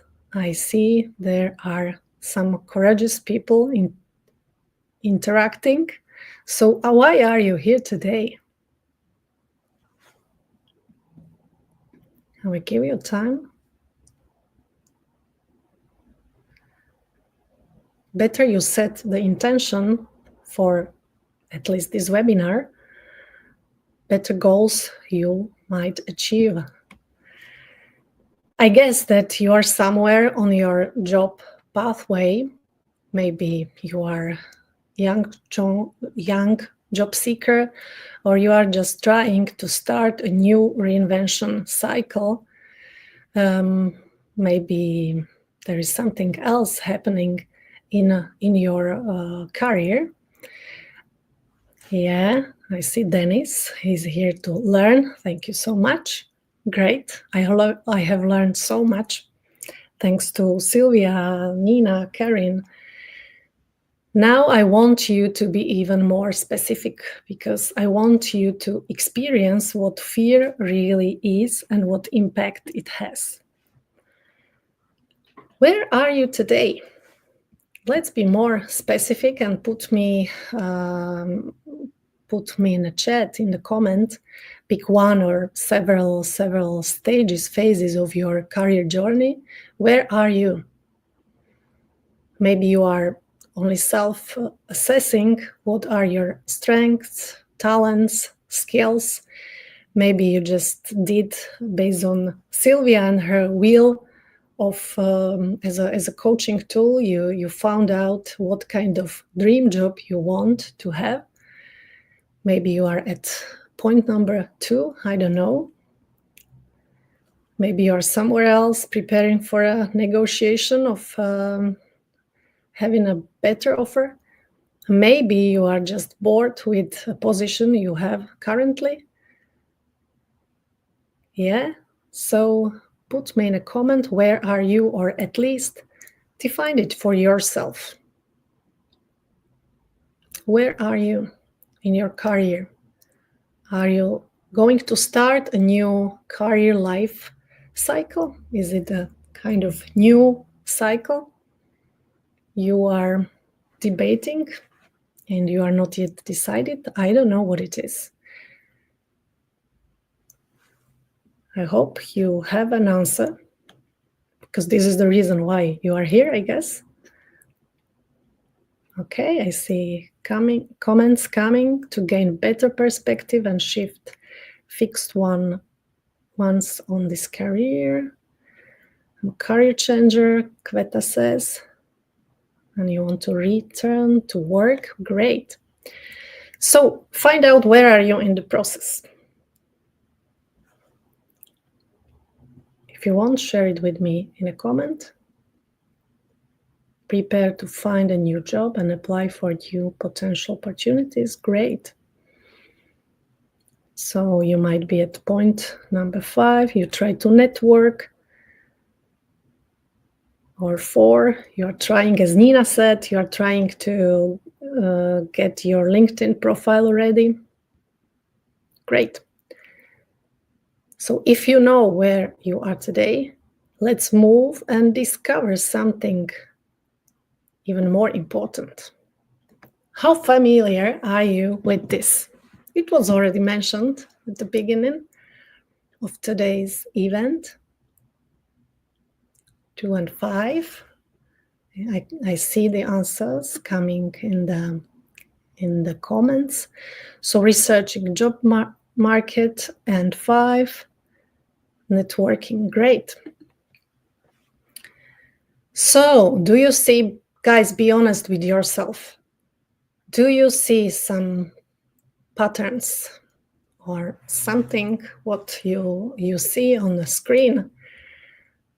Do you recognize those acting and behaving or not acting in your life? Maybe you are having troubles with self-confidence. Maybe you are having a bad feeling about yourself, your skills, your competencies. Maybe with the way you look, your voice sounds, no matter.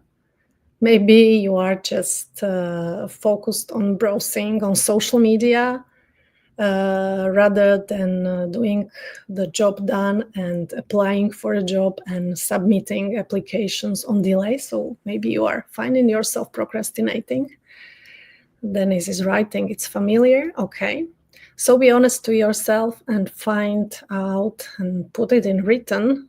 Probably you are still holding the paper and pen in your hand. Yeah, I see too, procrastination. Okay. Look, everyone is here on the same boat. Me too. I find myself very often stuck, procrastinating, or even having negative self-talk. Having those voices turning again and again in my head. Maybe you recognize it in your head, generating negative emotions. And it's just there. So, do you know why is it so? This is really the key point. If you were honest to yourself, this is really the point, the trigger point, where killing your career and much more is really starting. So, do you know why is it so? Ask yourself 5 times a question, why? Why is it so that I'm procrastinating? Why I'm always doing anything else than posting for a job? Why something else matters most than my own happiness, my dreams, myself, and the next job or step I need to follow? Ask yourself 5 times, why is it so? What really happens? Why am I behaving this way? So self-confidence, procrastination, negative self-talk. Maybe I'm stressed. Maybe I'm paralyzed by overthinking. Maybe I'm just feeling stuck. Because guys, if you ask 5 times, at least 5 times, it's just a tool and tip and recommendation from my experience. If you ask it and if you are honest, you will definitely reconnect your attention to your inner world, where so much happens. And this is where 97% of our unconscious and autopilot reactions sit. Did you know that it's really 97% of what we do every day is done unconsciously? So this is where you will find the right answer. So what is it? You knew it from the beginning. It was part of the topic that fears can kill our career, and not only career. So I want to share with you to do not stop your self-discovery. Try to be a coach for yourself, or hire a coach, mentor, or ask for help.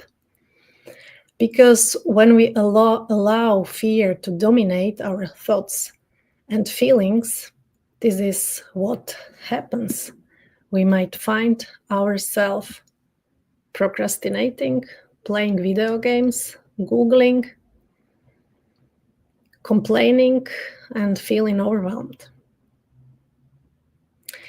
Understanding fears can help you to better lead yourself. This is what I'm trying to underline and implement in every session I have with, no matter if it's C-suite executive, myself, or other open-minded people I work for.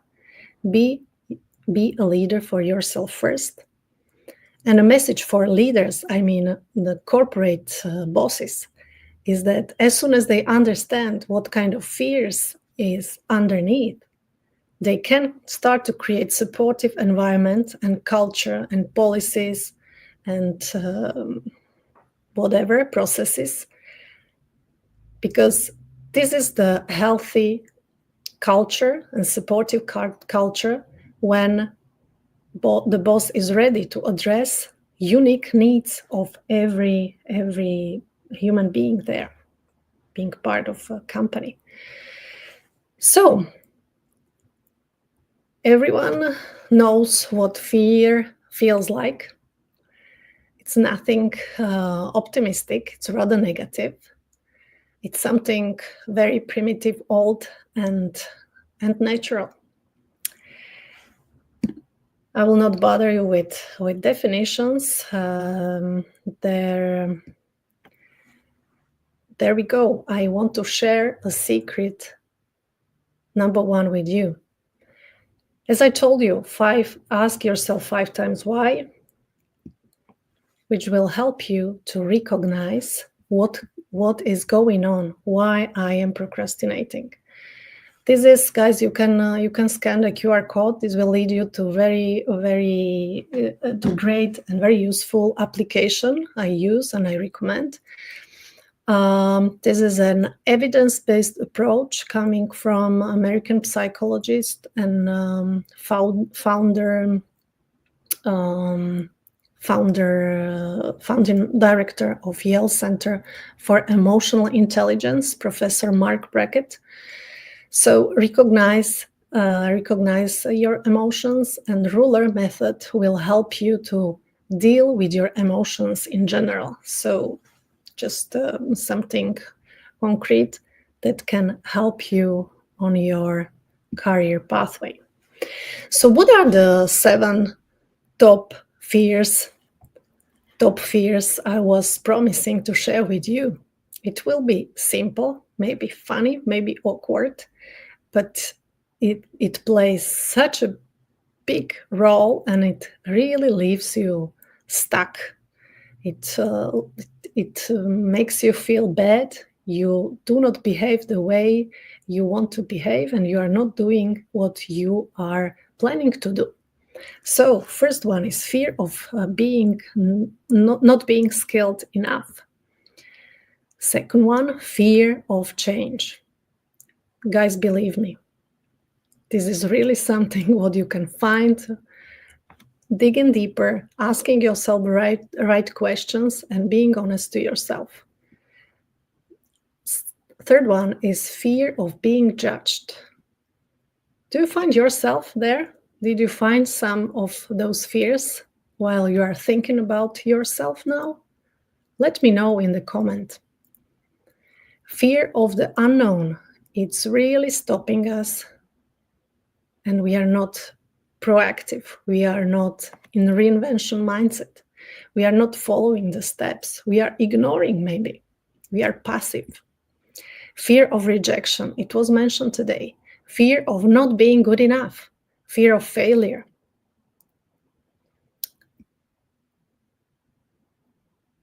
I'm waiting for comments. I'll stop a bit here.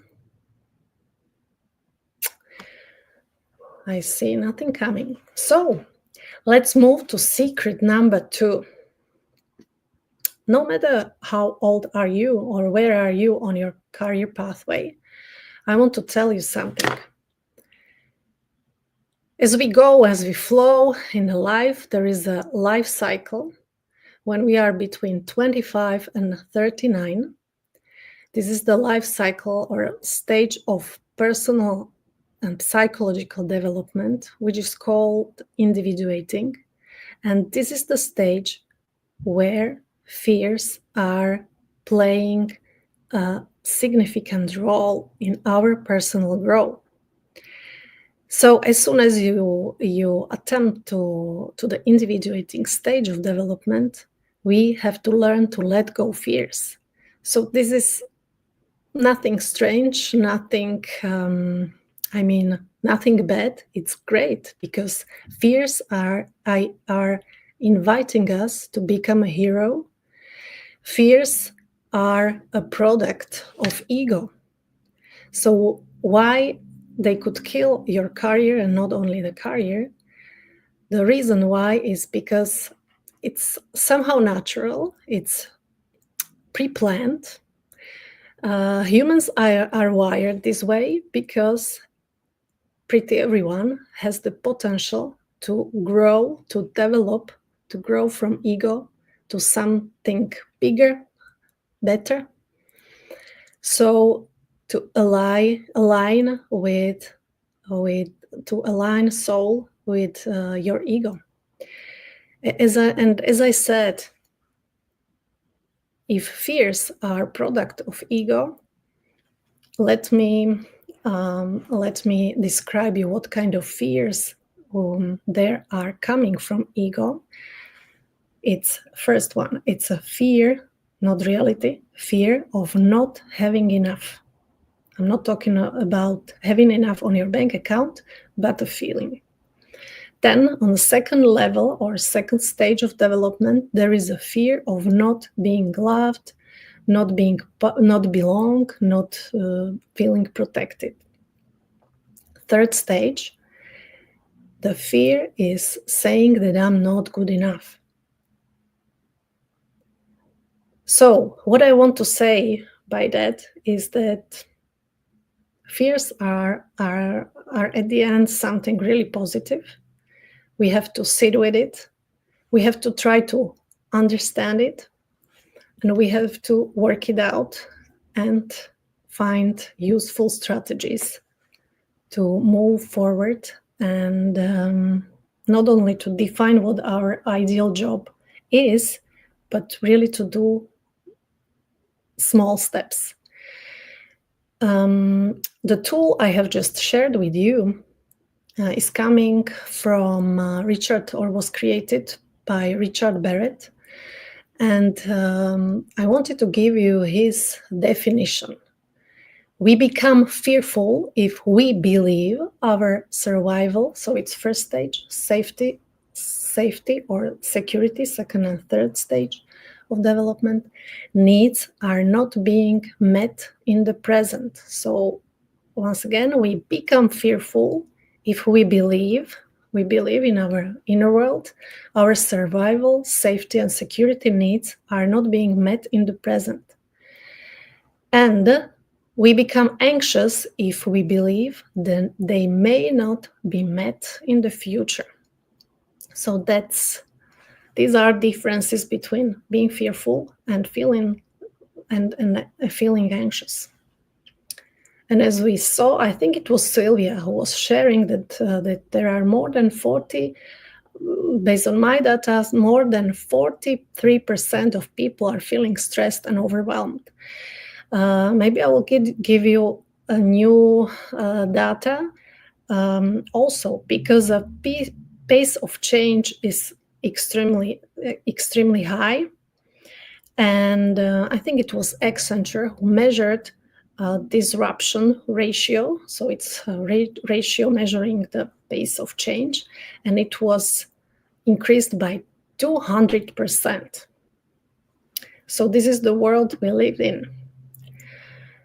And now I'm coming to the secret number 3.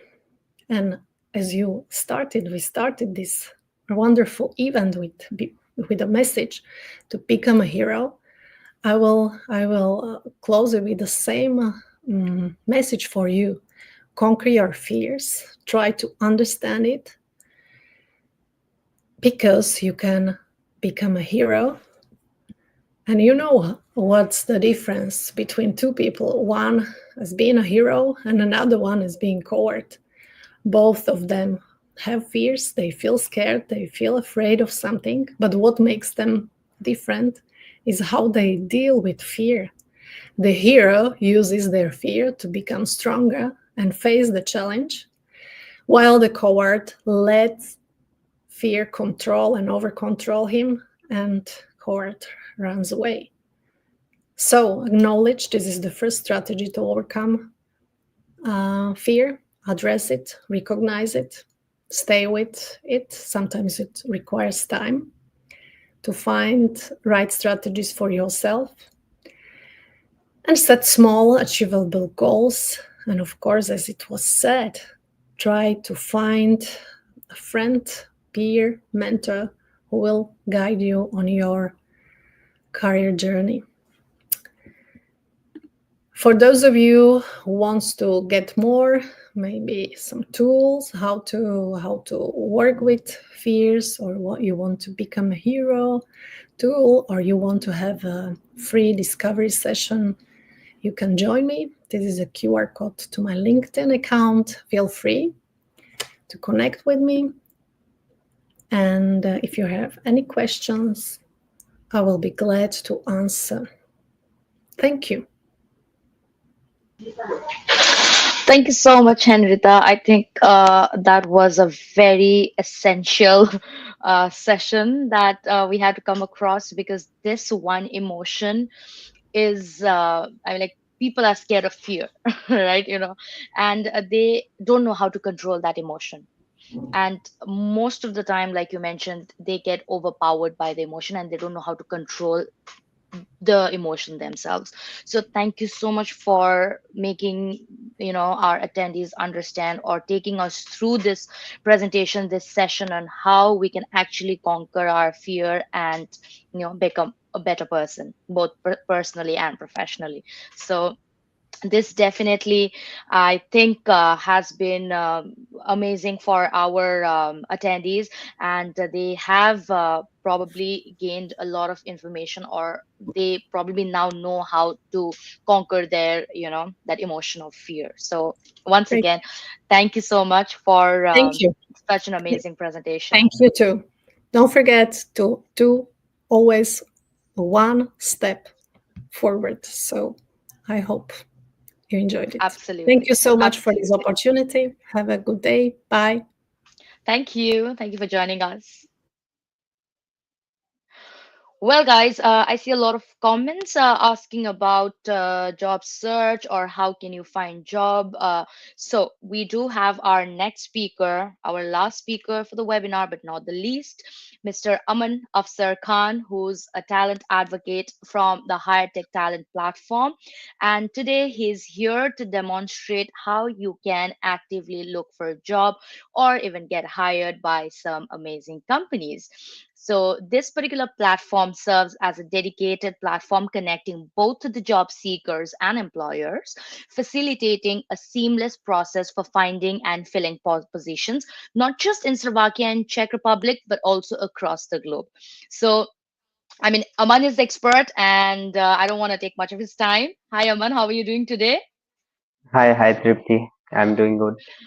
Awesome. Yeah, So, just giving away the stage to you. The stage is all yours.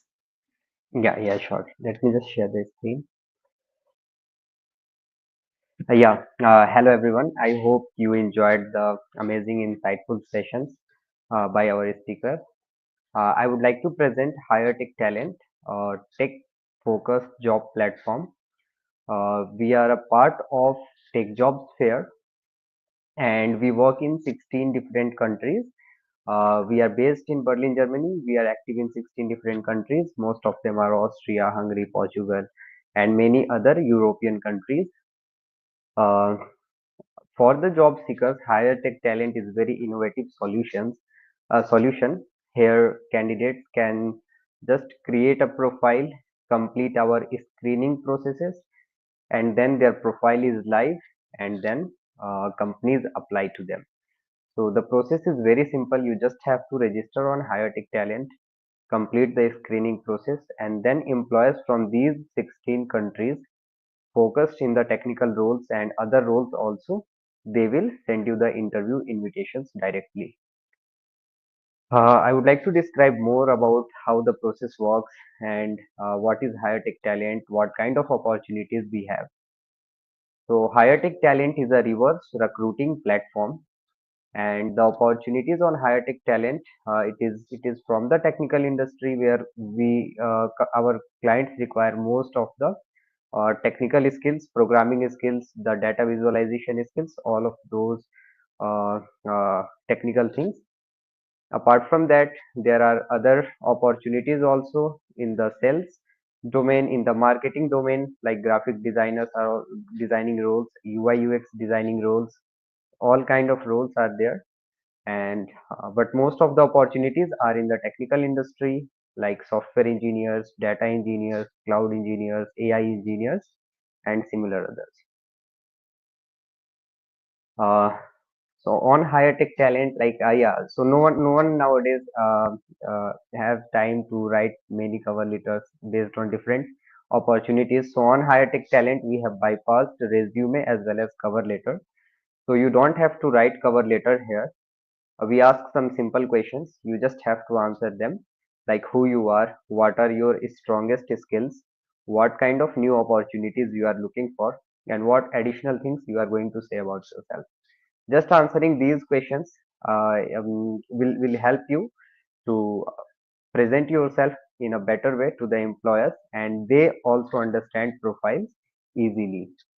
So on Higher Tech Talent, you don't have to apply to different job opportunities like other job platforms. Here, once you have created your profile, you have completed the screening rounds, your profile will be live, and then companies are going to apply to you. There were some hiring problems in the current market scenario. Companies, like, there was no transparency about the opportunities between the company and the candidates. There were many things hidden in the job description. Candidates don't used to find how the company works, what is the environment of the company, and such details. So on Higher Tech Talent, talents also get chance to know about the company, why they should work with that company, and different background of the company, environment of the company, everything they can know it through their profile. So just like talents create their profile, employers also create their own profile. So in this way, the job seekers as well as the recruiters both get to know themselves in a more efficient way, and there is no misunderstanding of anything. So all informations are shared with both of them. On Higher Tech Talent, what happens when any candidate complete their profile, we pre-screen them, we take their personal interview, we take some skill assessments based on different roles, and we find if the candidate is technically capably fit for what kind of roles, uh, their linguistic abilities, and their different certifications and backgrounds. And then we make their profile live for those positions so that employers can source them easily. So I would like to wrap up how the process works for the talent. Talent just have to create their profile registering on Higher Tech Talent. Then they will complete their profile with providing all the necessary information. Then they will go through the screening process by team of our talent advocates, and these talent advocates will make their profile live to the companies, and then companies will send the interview invitations to the candidates. Then candidates can accept that interview invitation. That invitation will have all of the information about the opportunity, and once the candidate has accepted that invitation, they can directly communicate with the company through chat messaging system of Higher Tech Talent, and then companies will conduct the interviews. Once all rounds are cleared, the company will release the offer, and candidate will be directly employed to that particular company. I would like to differentiate how Higher Tech Talent is different from other job platforms. So on the other job platforms, jobs are listed and then candidates apply to them. So it consumes there a lot of time, and it also consumes time of employers, as sometimes they receive more than thousands of applications. So it is very tough task for them to go through all the resumes and find the fit candidate. That's why they use different applicant tracking systems to filter the right candidate. But due to technical inefficiency, they, like, all the fit candidates do not appear in front of them. So there is this drawback. That's why we choose reverse recruiting platform. So here candidates don't apply to the job postings of the companies, but here companies apply to the profiles of the candidates. So just candidate have to create their profile once, and then companies will start to apply. Candidates don't have to apply again and again to different companies. Here we have bypassed resume and cover letters, CVs, all of those files. And then here companies, when they send the interview invitation, they are basically interested in the candidate's profile and they want to hire them. So like here only, if you are getting connected, it means that company is strongly interested to hire you and they are not going to waste your time. So on higher tech talent, companies are most of the companies are from the technical industry. If they are not from the technical industry, they belong to some other industry like healthcare or automotive. Then also the project will be based on the technical industry only. So here, yeah, sure. Yeah. So here on higher tech talent, candidates gets chance to network with the company. Like they can directly communicate with the companies to discuss anything about the opportunity. And about the response rate, it is very good on higher tech talent. Within 72 hours, candidates receive the feedback. Candidate and companies also receive the acceptance from the companies. So the response time is very good. And that's all for higher tech talent. Thank you everyone for joining. And if you have any questions, feel free to reach out at support@highertechtalent.com, or you can also write questions in the chat box. Well, that was amazing, Aman. So guys, as he mentioned, it is now I mean, like, now you know how important it is to complete your profile like 100% for a proper job search. So I would highly recommend to you all to create a full profile on higher tech talent. And Aman, thank you so much for your amazing demonstration. I'm pretty sure it will be definitely helpful for our viewers. And guys, if you have any questions, you can feel free to ask, or like he mentioned, you can always reach out to them directly at the email address that was given on the screen, right? Or you could also I think connect with Aman on LinkedIn. Maybe he could drop his LinkedIn profile later on the chat box or the comment section. Yeah, yeah, sure, I will do that. Perfect. Thank you, Aman. Thank you so much again for your time.